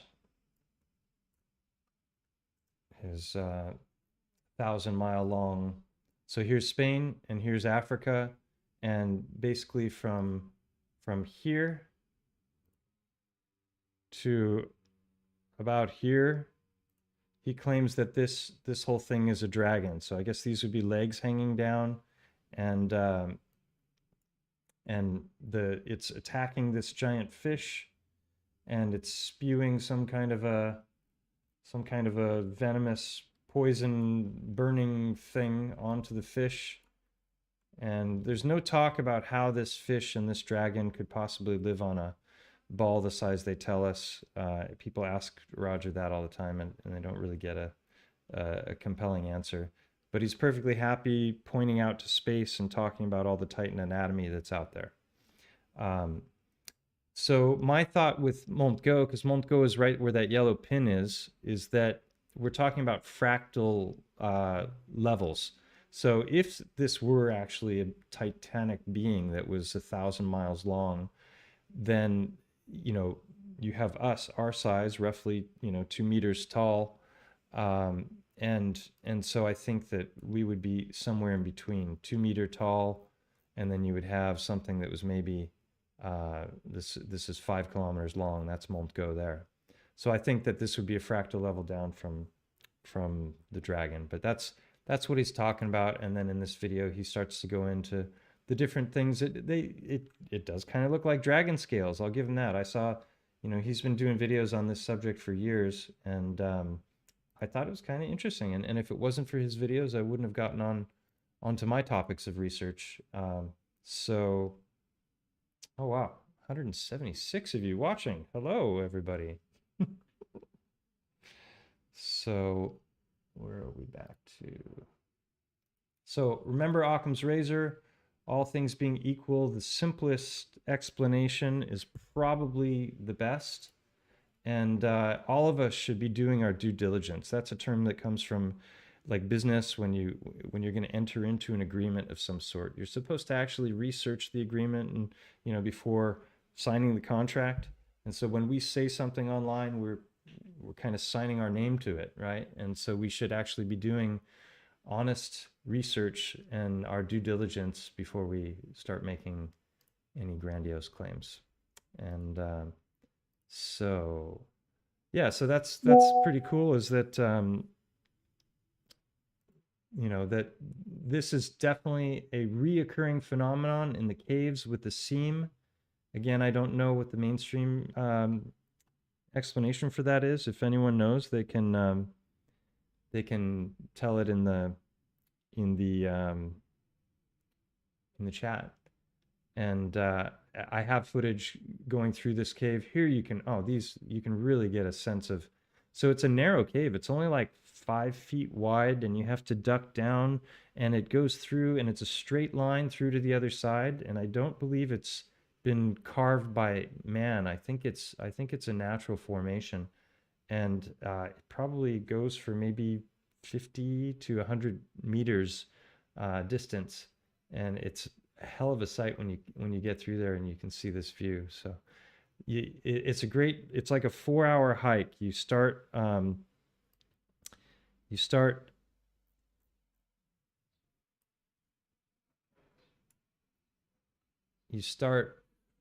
here with the car, and then you walk up the backside and you zigzag up, and then you come through the tunnel, and then you can go along the front side here, and you can go to that star fort. It's a great place to like sit and have lunch, and then you wrap back around. So it's a 4-hour loop that's really awesome with some amazing scenery. And so is there anything else he covered? I think there's one more thing I want to talk about. So here he's talking about his dragon.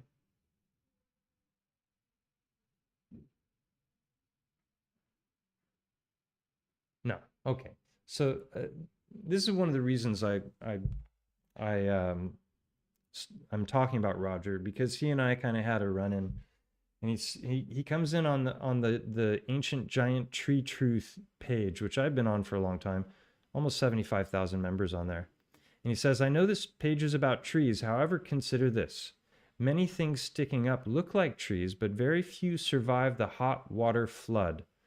Cellulose dissolves in hot, salty waters, but tendon and muscle do not dissolve and create these patterns. The wrinkles at the top are when tendons break, called the wrinkle zone. Some trees did survive, but only if soaked in blood. So a lot of statements of fact there that he's certain about. And one of his theories for a long time is that Devil's Tower which I'm sure many of you are familiar with. He claims that this is a tendon, an Achilles tendon of a Titan. So we're gonna kind of get into that a bit, but first I want to go through these messages here. So let me just show the pictures. So this is what's known as porphyry phonolite. It's also known as basalt, and columnar jointing is another term for it. And it gets this curvy grain-like, structure. Mainstream geology is telling us that this is formed by, that this is the central portion of a volcano, that the lava came up vertically and then cooled rapidly. And then because of the expansion of the rapid cooling, it fractured and it gave rise to this honeycomb shape that they call porphyry phonolite, and the columnar jointing because of the way it's held together. And so if you're going to believe that, then the question is, where is, or if you're going to believe Roger's story of this being a giant tendon, where's the rest of the foot? Where's the rest of the being, the creature? And if you go to Devil's Tower, oh, that's Devil's Tower Road. I go to Devil's Tower, Wyoming. There we go. So there it is. And you can see it sticking up. Now, the interesting thing, and this is, Hangman's been here and he's got 4K footage of this. And this whole area, this is all sandstone. And so, there's different theories. We're gonna look at one of the theories is pith, which I'll show you images for. But basically, if you look around, especially if you tilt,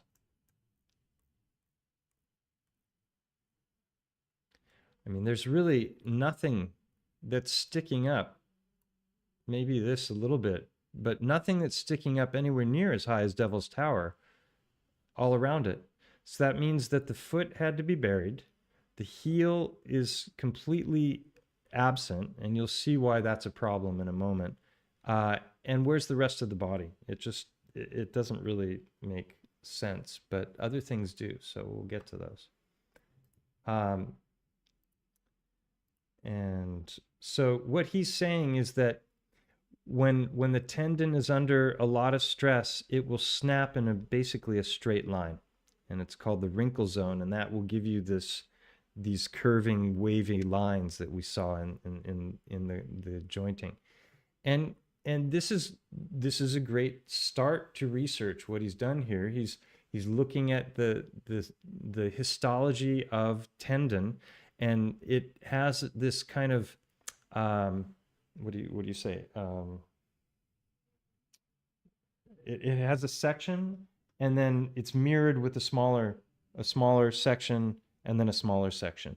And that's what you're seeing here is that there's like, this is a hexagon, but it's also filled with all of these hexagons. And so it does kind of look like tendon. So, but correlation does not necessarily mean causation, right? So anyway, I chimed in here with Mr. Spur, and I said, my take on this is that the trees were far more prevalent than the Titans, which also makes sense thinking of our world today, trees versus animals. Whether columnar jointing, porphyry phonolite, is tendon or tree is up for debate. I lean towards tree, but I could be wrong. Regardless, there's no doubt that many of the sites in the video I linked are tree and manifest every aspect of tree from mega to micro. Honestly, I don't understand why you haven't put more time into coverage of this topic, as it dovetails so thoroughly with Titan research, and there are literally mountains of evidence. So he didn't like my wording, and he took that insultingly, but this is the video I linked, which is on my channel, and it's basically, for the most part, screenshots from videos by Hangman showing some of the absolute best footage that you know, really shows the scale and the detail of the majesty of these trees in every way, shape, and form.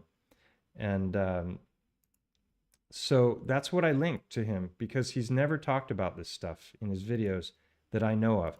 Now I can't really watch Roger's videos anymore because it's so frustrating to me to hear him say so many things that I disagree with.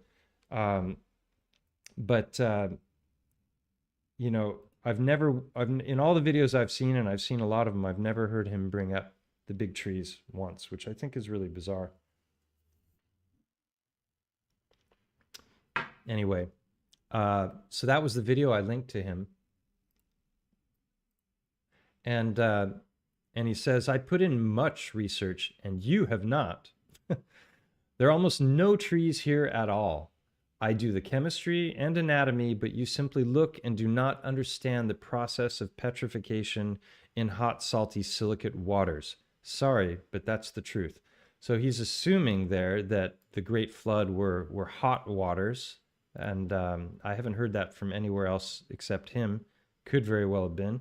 I mean, if you consider all of the volcanoes going off at the same time and mixing with the seawater and everything.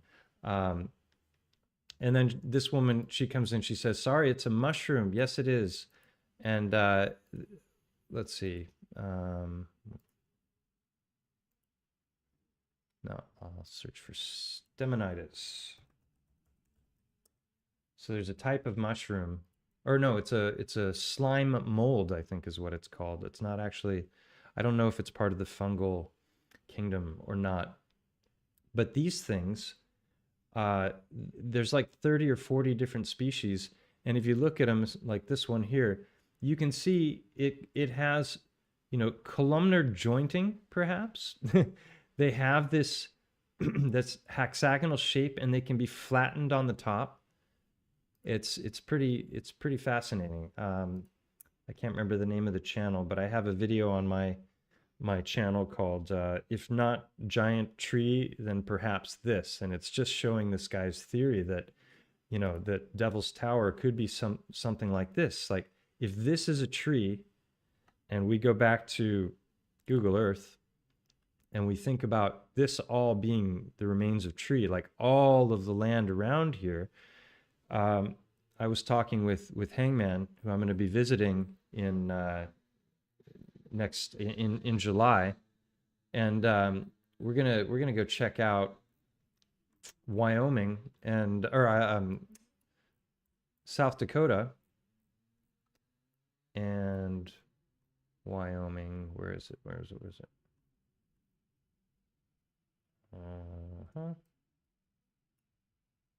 Here, wait, if I turn on places, there are no places. No, I turn on borders. That's what I want. There we go.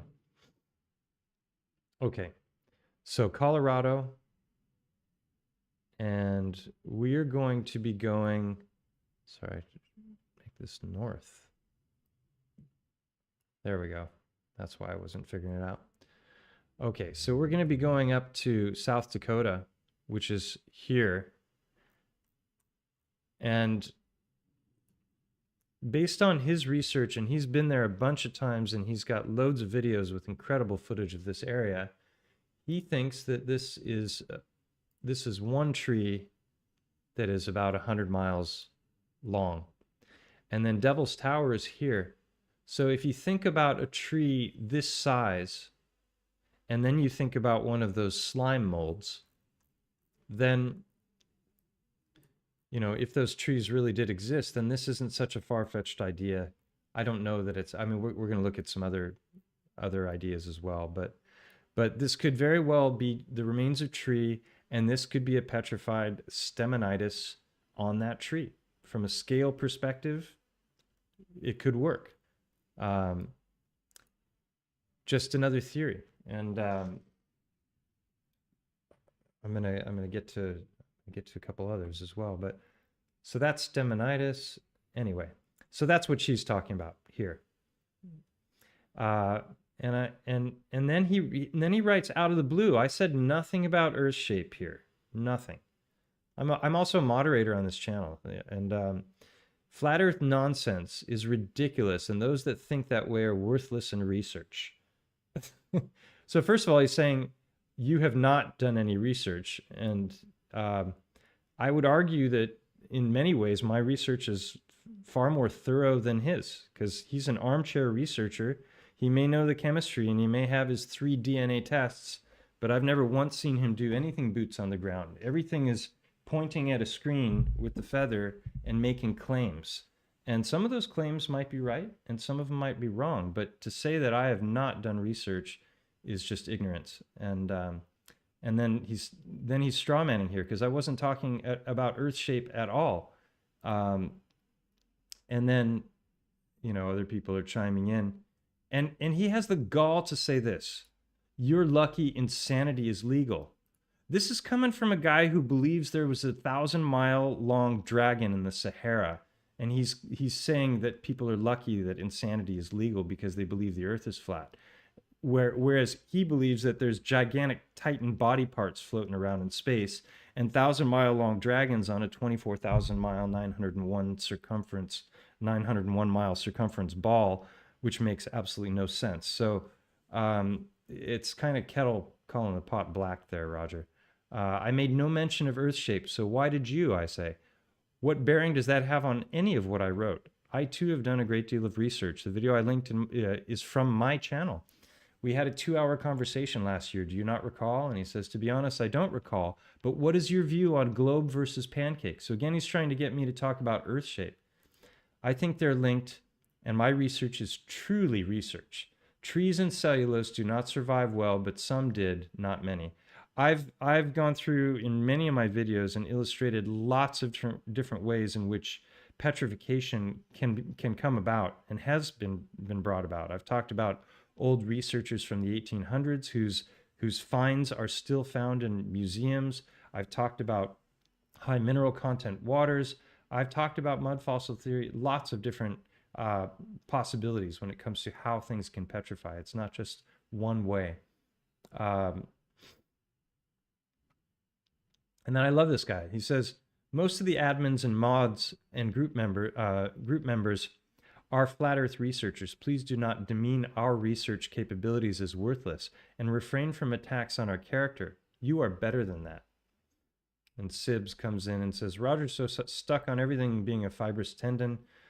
Poor fellow's going nuts. So, and then he's bringing up this, it's a really lousy picture. You can't even see it, so I'm not going to bother with it.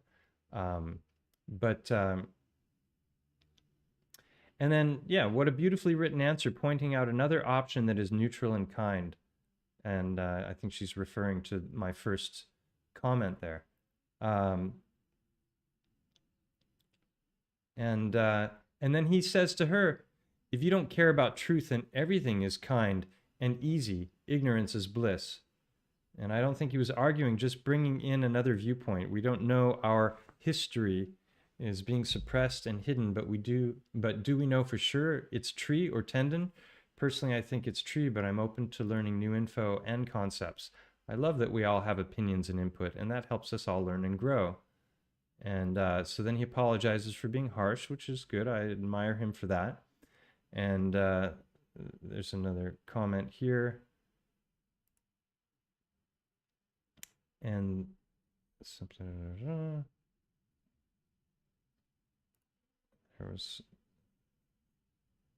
So then he answers the question, where's the body of Devil's Towers and Achilles' ankle? Look and see. The red blood tissue where everything grows green, that's the body eroded. Okay, so the body is just eroded here with the tendon. I'm going to show why that's not possible in a moment, because it's just a ridiculous idea. That the body is eroded. Tendon fibers are very tough and do not dissolve when cooked, unlike trees. Staminitis.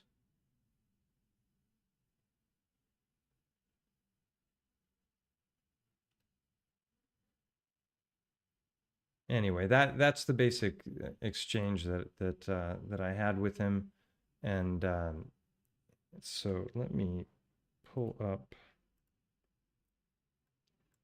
We went through the coochies, we went through the peckers, and now I want to go with, let's see,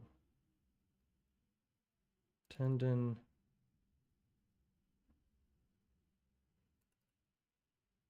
Give me a second here, folks. Stenoitis.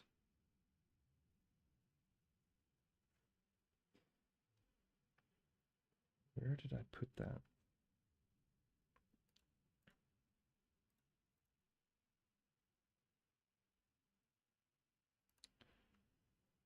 How's everybody doing? Any questions in the chat while I'm looking for this? I just want to find some examples of the tendon thing.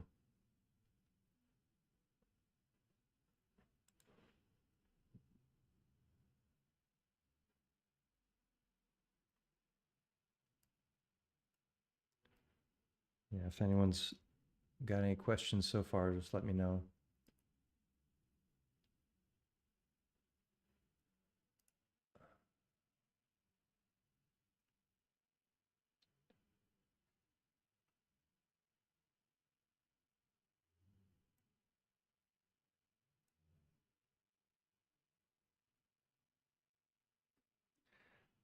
I don't know Kumbaya. You'll have to lead that, Lenny.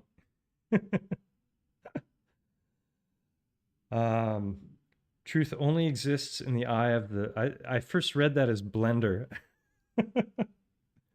In the eye of the blender. Truth only exists in the eye of the beholder. So, is this it? I was looking for...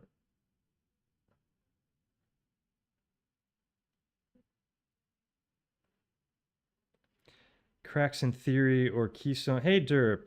Long time no see. Good to see you. Cracks in theory and or keystone pattern from Andrew Hall.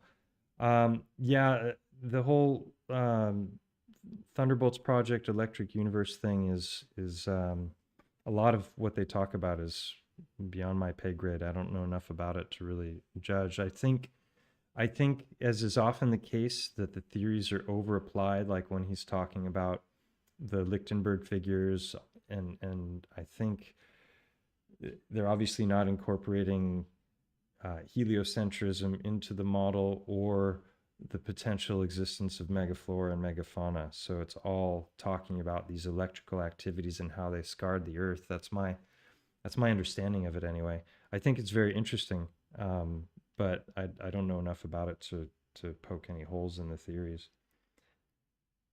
Well, I'll just look at it this way. So if we look at Achilles tendon,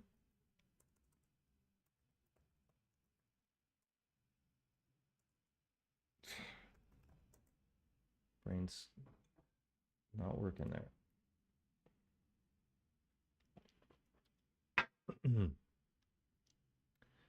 So the bottom bone, this is called the calcaneus here. And I'm trying to find a good angle so we can compare that to... so this is what Roger is talking about. When there's a rupture of the Achilles tendon, then you get this wrinkle zone and it just becomes a clear break. So if we look here at the heel, if the giant was standing, if the Titan was standing, and the Achilles tendon ruptured, obviously this angle of the tendon, the foot would have to be tilted back, like pointed in this direction, in order for us to have a vertical tendon like that looks like Devil's Tower. So then the question is, where is all of this bone here? And if all of that bone has dissolved, then what is the tendon sitting on? And all of that space around, if that's all foot, then why is there so much why is there so much blood all around here? He's saying that the whole Titan body is buried underground. But when we look at this,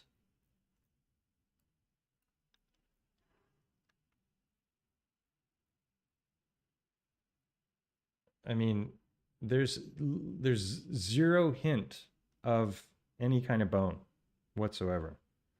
And I think that's a problem for the theory. And so if I can just remember where I put those damn pictures. What was that folder called? Tendons. I'm just going to have to move on. But that's the basic idea, is that he's got this opinion. And then the question is, has he ruled out all other possibilities and proven them wrong? Could it be tree? Definitely. Could it be stemonitis? Possibly. I don't know. But to say unequivocally that it has to be tendon based on just looking at the histology and then saying the chemistry is it's not enough, unfortunately. So anyway, that is the whole thing with Roger. Anyone who's really wondering about the evidence for the great trees and doesn't already know about Hangman 1128, you got to go see his channel. Maybe one of the mods can post a link to it. He's got amazing footage, and you'll know. I mean, just look at this. This is clearly a knot in a tree, petrified sap, and wood grain, and why people like Roger and some prominent people in the flat Earth community have such problems with this tree idea. I don't get it. But this is what's known as columnar jointing. This is the porphyry phonolite. Can go in all kinds of different directions, and I think it's far more likely that we're looking at something like the central portion of tree. So that gets me onto this next thing. So if we look at tree,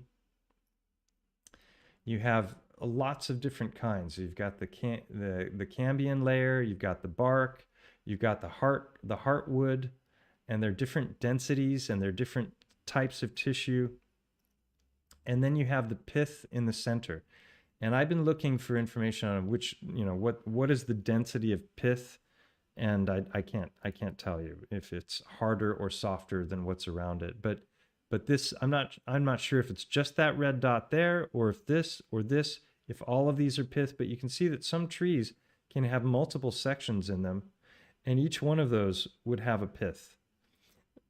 So if it is harder, and that were to petrify, and all of this other stuff had been worn away, then it's not unreasonable to think that it's possible for there to be some kind of columnar joining. So what does pith look like?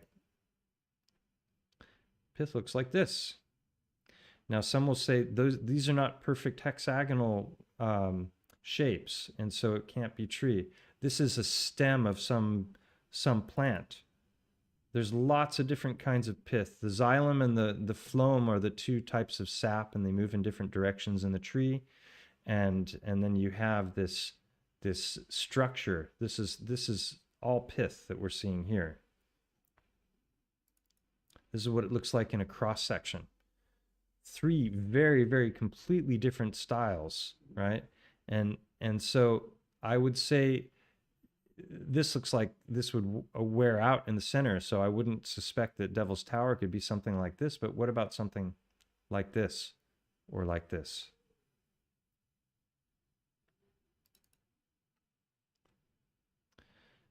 And again, we're looking at the histology of pith, and this was another thing that Roger was talking about that frustrated me. He's going on about how this is clearly a blood vessel. There's no doubt about it. Unequivocally, this is some island I can't remember where it's called, Hormuz, Hormuz, and he's saying this is like the artery of a Titan, and I'm like, okay, well, which, using Occam's razor, which makes more sense? We can see concentric rings here. Does it make more sense that this would be a stump, or are we looking at the blood vessel of a giant Titan where we can't see any of the rest of the body? It's just a blood vessel sitting there by itself. Granted, it's in the water. Here's some more examples of the different ways in which the pith can form.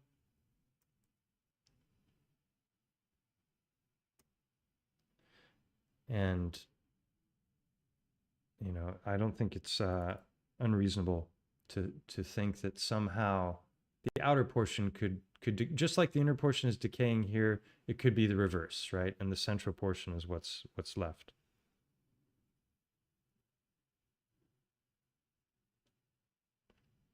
Someone says an interesting thing that Roger pointed out was that the aerial view of a place in Australia where a huge gold discovery was right below the outline of a huge ankle foot where gold would be in blood. Yeah, I heard his theory like 6-7 years ago about that, and I thought it was very compelling because, gold is obviously one of the heavy, I don't know if it's the heaviest metal, but it's very heavy. And so if we have it floating around in our bloodstream in say a monatomic form, then it's not out of the realm of possibility that it would accumulate in the feet. I know as a body worker that when you work on feet, some people's feet are totally crystallized. A lot of toxins will accumulate there, and if you massage them too firmly and kind of break up that crystallization in the sole of the foot, sometimes people will come down with a cold because that basically you've just released a bunch of toxins that they had stored, and now they need to process it, and it can be like an overload for the liver.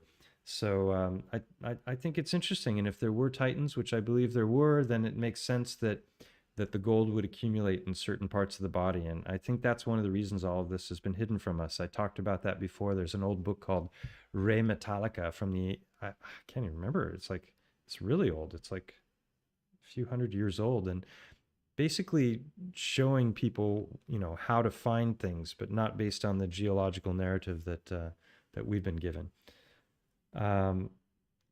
So let's see, what is this? Yes. Just more of the examples of the pith. And here's a really good example of something that can conceivably, like this could be the central portion of the tower that's remaining. I'm not saying it is, but there's so many geological examples of stuff that looks just incredibly like tree grain. I've talked about the salt mines. I've talked about the marble caves, and shown lots of beautiful examples of how this stuff is manifesting, and it makes a whole lot more sense when you're aware of all the evidence for the trees that's what we're looking at, in my opinion. And this is just a fact check with people saying that the stumps of giant trees, and of course they're gonna say no, it's not that, and they're gonna explain why it couldn't be. You've got the whole square cube law. It would collapse under its own weight because of Newtonian gravity, or even Einsteinian gravity, the warpage of space-time, where it has so much mass that it could no longer support itself. And if gravity is more about electrostatics, then that argument goes out the window. Roger just needs to be ignored. Yeah, my intention is not to bring a bunch of attention to Roger. I mean, he's got 200,000 subs. He's been churning out multiple videos per week for years now. He's got an almost cult-like following. They just like, Roger, tell me the truth. You know it. You know the truth. Give us your wisdom. So I'm using this as an example of how prominent researchers are super sloppy, and they start making claims that just, a person who's a skeptic is like, is there anything to this? It would take 5 minutes or less of research to realize he's talking about stuff that's AI generated, or that there are far better explanations for than what he's talking about. So there, I said it. That's anyway, I'm not sure if we'll make it to this or not. I hope so. I would love to see this with my own eyes, and it seems to be really close to where we're planning on going. So, you know, if it takes a couple hours of driving extra to get there, I definitely want to, because this is where we're going to be hanging out, and this doesn't seem so far away. I mean, line of sight, what is that from here? It's only 125 miles, so we can definitely do that.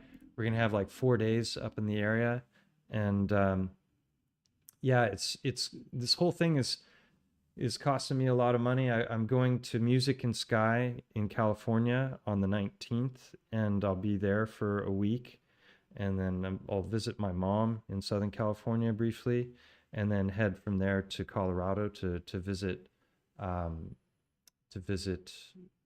Hangman, Mike Alley. It's gonna be great to meet him in person. We've had lots of conversations and to collaborate, and so yeah, if I've never asked for money on this channel, but if anyone wants to pitch in and help out with the cost of that journey, it would be appreciated. So super chats or PayPal, those are great ways.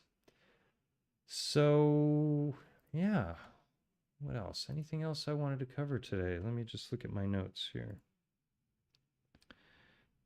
Columnar jointing, pith.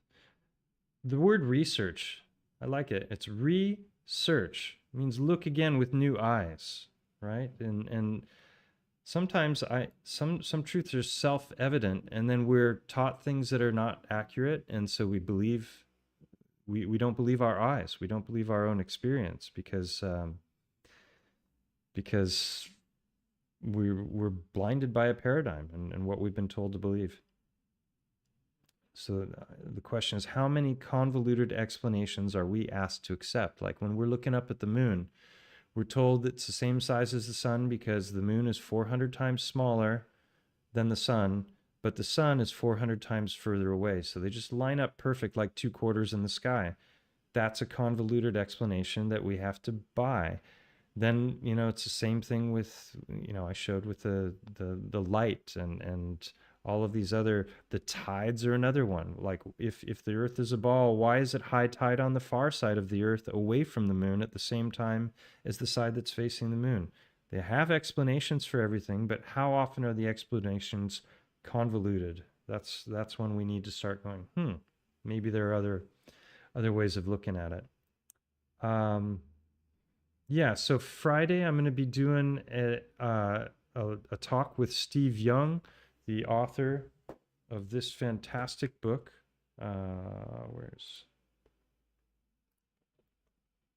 It's called A Fool's Wisdom, Science, Conspiracies, and the Secret Art of Alchemy. I wish I'd had this 20, 30 years ago. It would have saved me a lot of going down the wrong path when it came to learning things about science. I've got lots of notes from the book, and we'll probably break it up into a couple of conversations. He's a really fun guy, musician, PhD in theoretical physics, who realized that after all of those years of college, he had just been basically pumped full of a bunch of pseudoscience. And so he's told the tale of his journey, and it's really a good read. So I can recommend that to anybody. And it's a great gift idea as well. It's something that we should definitely get the word out on. This is another one that loads of people have shared on the Facebook pages, claiming it's 100% proof that the trees once existed. It's very obviously AI, just looking at it. We're still at a point where you can discern with some stuff, but other stuff is so incredibly convincing. This is what the place actually looks like if you look for it. Here's a better view. So AI took that and made that, and people are calling that real. And then they're seeing things like this, and they can't tell that that's just obviously too good to be true, right? So we can't trust our eyes anymore when it comes to the screens. We got to get out there, boots on the ground. We got to run things through AI detectors. We've got to hold our tongue when we might want to say something, because, you know, we might end up looking like fools later on if we don't. Thought that was funny. I just threw that in there. What else? What is this? Yeah, from the Bible, Daniel 4:11. The tree grew large and strong, and its top reached to the sky, and it was visible to the ends of the earth. Had a nice synchronicity the other day. I was with my daughter here in my office. She was in the kitchen, and she picked up this little seed, and that is from this tree right here. And in my synchronicity stream, I've got a picture of me hugging the tree, and I picked it up from just below the tree. And it was funny because she was talking to me. We went on this walk with the dog and met. There was a woman who was selling coffee, and I'm not showing things. Sorry. If I had a third screen, I would never ever do that. But because sometimes things are covering other things, this is what I was showing here. What else was I not showing? I was talking about this one that people are showing and calling that real. This is what the site really looks like, and someone put that into AI, and then they got that, which to me is very obviously fake, as is this. This one I haven't run through a checker yet, but it just, I don't know, maybe it's just an amazing, amazing photograph, but it looks a little bit too good to be true. Look at this structure. Sure looks like petrified branches, doesn't it? Could be fake though. So anyway, this is the thing I was talking about that my daughter picked up, and she was asking me about it. And it was really fun because we went on this walk, and there was this woman who was selling coffee and selling geological minerals and different things. And so we went in, we started talking to her, and turns out she's a flat earther, and she's really interested in geology and had all kinds of stuff there. And at one point she was talking about how she's going to buy a van, and she's traveling around, and she's going to go see the sequoias. And I'm like, the sequoias? What do you mean? They're in California. Your van's not going to do you much good unless you ship it over to California. And then I found out that there's actually a sequoia grove here in Spain that looks pretty cool, that at some point I'm going to go check out. But so it was really fun because my daughter, just like 2 hours before, we start talking about the biggest trees in the world, and specifically this one. And 2 hours before, my daughter had picked this up and was holding a seed from that very tree in her hand. And there were a bunch of other synchronicities that happened while we were there. There was one point where she went into the kitchen to get something, and then I said something to my daughter. I can't even remember what the sentence was. And the woman was in her kitchen, and she said the exact same words that I said at the exact same moment. So we were totally in sync, and had a good connection. I bought a couple of the things that she was selling. She had an agate and a beautiful crystal. Yeah, so I think, how long have I been going now? 2.5 hours. That's pretty good. Let's see what's up with you guys. How's everybody doing? Did you enjoy that? Still 177 of you here. Wonderful to see you all here. Hey Bernie, been a while. How's life? And let's see. No pick.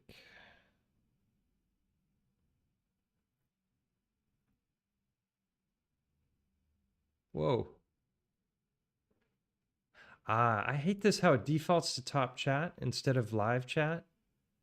and I haven't been paying attention to the chat, so if there's been any, no, okay. And yeah, so if I ever miss your comments, that can be one of the reasons. Let's see. Can't see the video. Insanity is legal. Next time you use celery for a meal, look at it with a magnifying glass, and Devil's Tower on your phone looks very similar.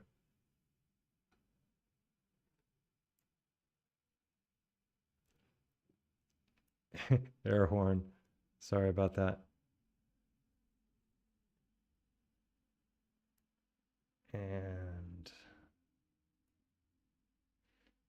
if that tree was said to be seen from the ends of the earth, then it can't be a ball. That's true. Some say it's metaphor, but maybe it's very real. Eyes are the window to the soul.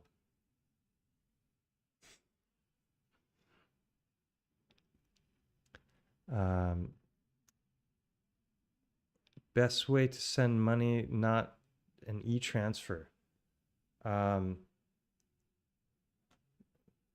not sure. You mean like cash? I guess I can. I'll send you a message, Derp. I need to get an analog chat address. So great conversation in the chat. Good. I'm sorry I wasn't able to engage in it. It's easier when you're talking with somebody else and you've got time to sort things out. Had a cedar with a larger volume to those, but sadly only the remains of a stump exists.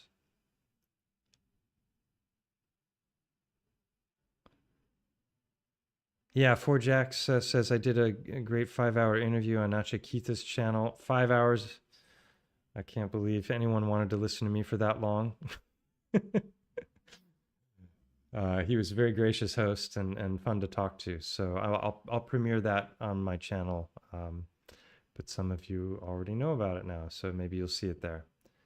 And when was the book published? This just in the last couple months. It's a brand new book, and it should be on Amazon. A Fool's Wisdom. Lots of heartstones. Oh, there's something I was going to show about the heartstones. What was it? I'm going to do another stream again soon because I've been wanting to do microscopy. I've got a whole bunch of smaller heartstones that are really beautiful, and I'll do a stream of that soon. You won't be disappointed, Derp. It's a great book. And yeah, 5 hours, nearly a day's work.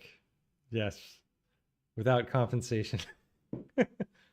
No, but it was a lot of fun to talk to him, and was able to tell. He kind of started me off at like, well, tell me about your childhood. So we went from like the beginning to now. So that's why it takes a while. I've got some years under my belt.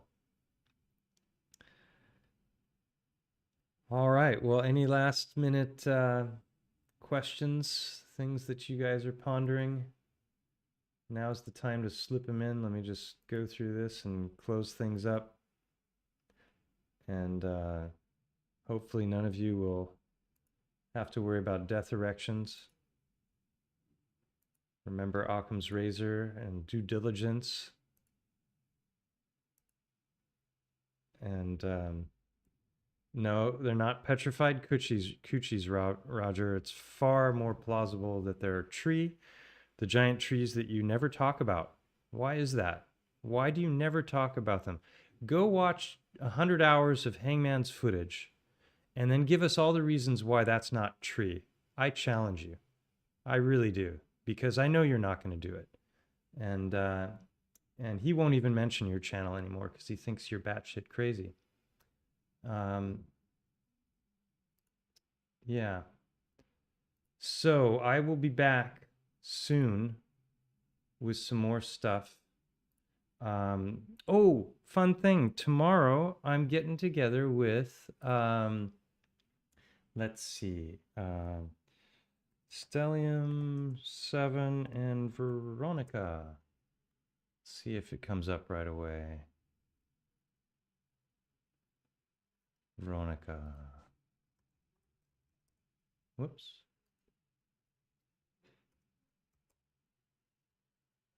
Yes, here. This woman here interviewed me. I think it's closer to 2 years ago. It says a year. Copy clean link. And she's visiting in Spain and coming tomorrow for an adjustment. And I'll get to show her some of the heartstones and have a nice conversation. We're going to go out for lunch afterwards.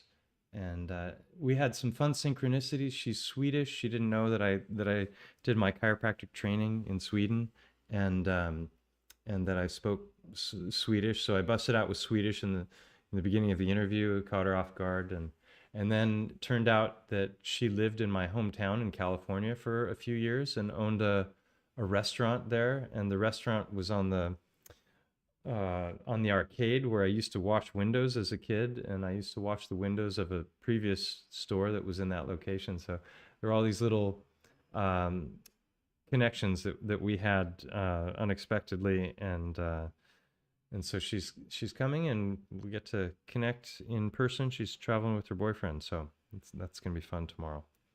And anything else? Let's see, 5 hours. You're welcome, Mike. Tokayo, 13th Monkey, Starfort Mapper Extraordinaire.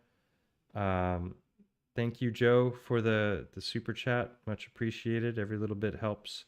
And yeah, lots of these tunnels look remarkably like old roots rotted out. I've got a stream on my channel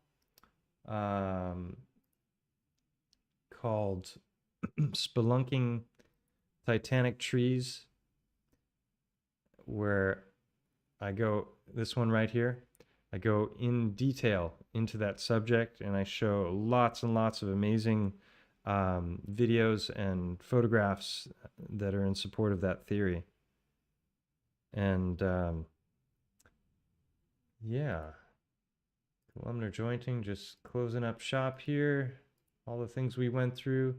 I didn't go into this at all, but the mainstream geological narrative, basically they've got like, there's 4 different primary theories that are all based on the cooling volcano thing.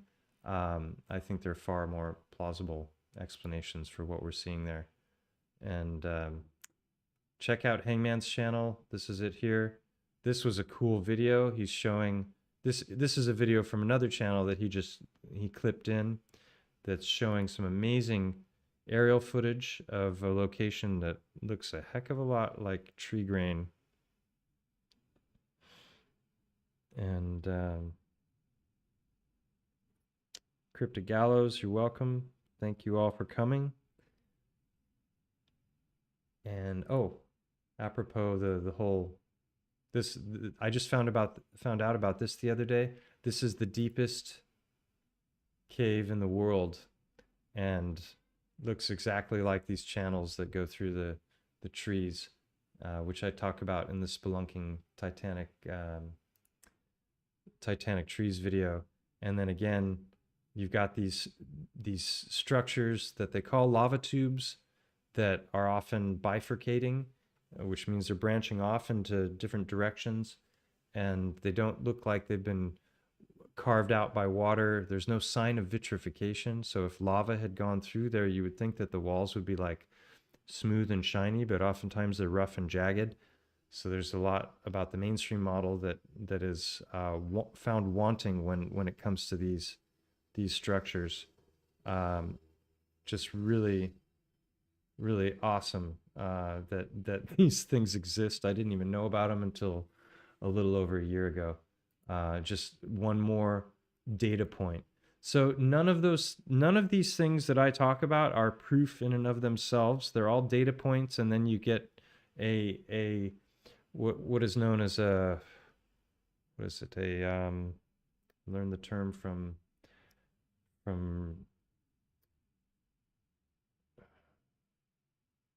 I want to say Oh, I can't remember it now. My brain just stopped working. It's a cong- conglomeration of evidence. What is it? Somebody in the chat maybe knows. It's a nope. I can't. It's my brain. My brain stopped. But basically, the more data points you have that point towards a particular conclusion, the more likely that conclusion is to be true. So, you know, each and every one of these things that I bring up can be dismissed by the mainstream by just calling it something other than what it is.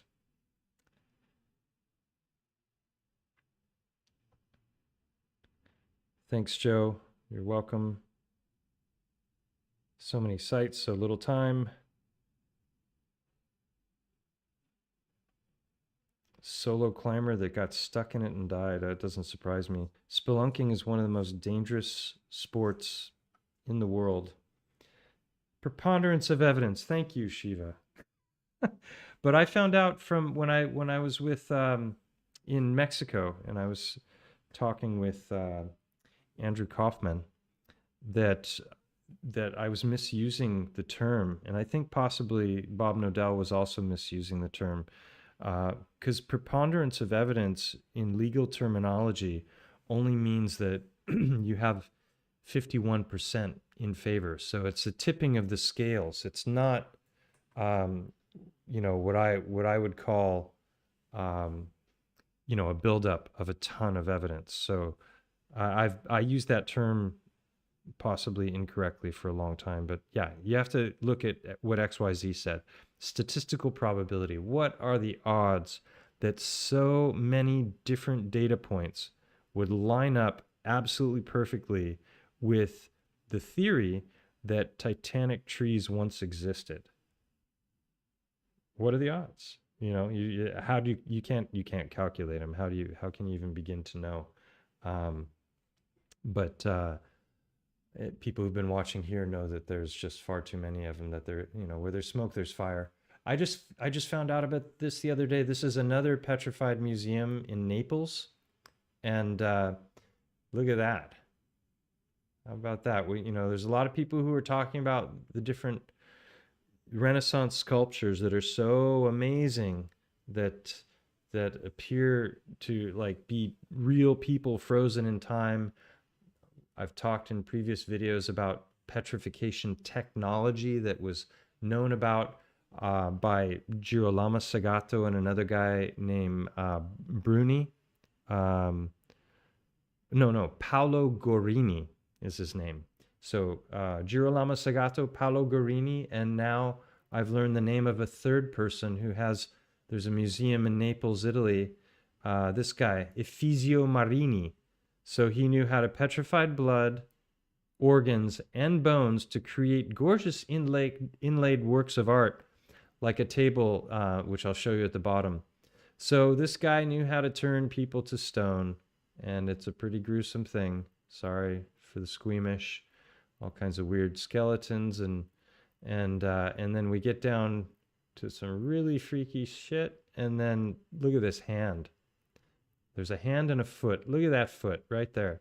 So he's used the foot in this table, and all of these are like petrified body parts. So yeah, they knew how to do stuff a long time ago that we don't know how to do now. And I think it ties in very, very closely with geopolymers. And yeah, so Achilles tendon, I covered it all. If I missed anything that was really important, I'll get it next time. Yeah, plasticized bodies. There's some guy who had a art exhibition touring around museums of Europe that was really gruesome, and he was injecting stuff into the bodies that was preserving them. And I don't know that it was petrifying them, but it was keeping like the original color of the tissues while preserving them. So I don't remember that guy's works, but he was really creepy. He looked like a dude from a horror movie. Kind of reminded me of Freddy Krueger. If anyone knows his name, they can put it in the chat there. But yeah, so that's it. Thank you all for coming. Until next time. Where are you? Pleasure to be on the air again, and hope you're all doing well. Oh, Music and Sky. Hold on, let me just share that real quick because it's less than a month away now, and this is definitely something worth going to. I'll be a speaker at this event and be talking more about the trees and titans and instant petrification. And the tickets, I think they just went up a little bit because this was the tier 2 price. So I'm not sure exactly what the price is now. Some really awesome people are going to be there. Some I've already talked with, and Bear Lando of Alpha Vedic, he's the keynote speaker. Bear and Mike interviewed me some time ago. If you haven't seen that, that was a really awesome conversation. Alex Eck, Amanda Vollmer, Sophie Fletcher, really great people are coming. And lots of musicians, artists, body workers. It's going to be really cool. And you can camp out. They have glamping tents. I'm not sure, they might be sold out, but you can, if you can get there. And oh, and wait, I'll post in the chat. I have a discount code. Where is it? Here we go. Should have had that pinned from the beginning. That's the discount. If anyone wants to help fund the upcoming trip to go see Hangman and to tour these sites, we'll definitely, I don't know what kind of reception we'll have, so I'm not sure if I'll be able to live stream, but I plan on definitely recording a bunch of video while we're there, and I will share it all with you. And someone wrote, where there is knowing, there is no need to research. But how much of what we think we know is really true? And how do we really come to know? And that's where discernment, rationality, logic, understanding logical fallacies, doing our due diligence, and doing research, that's where it all comes together. And I thank you all for coming. And until next time, it's been a while since I said it, but keep your heart soft. They work better that way. Ciao, everybody.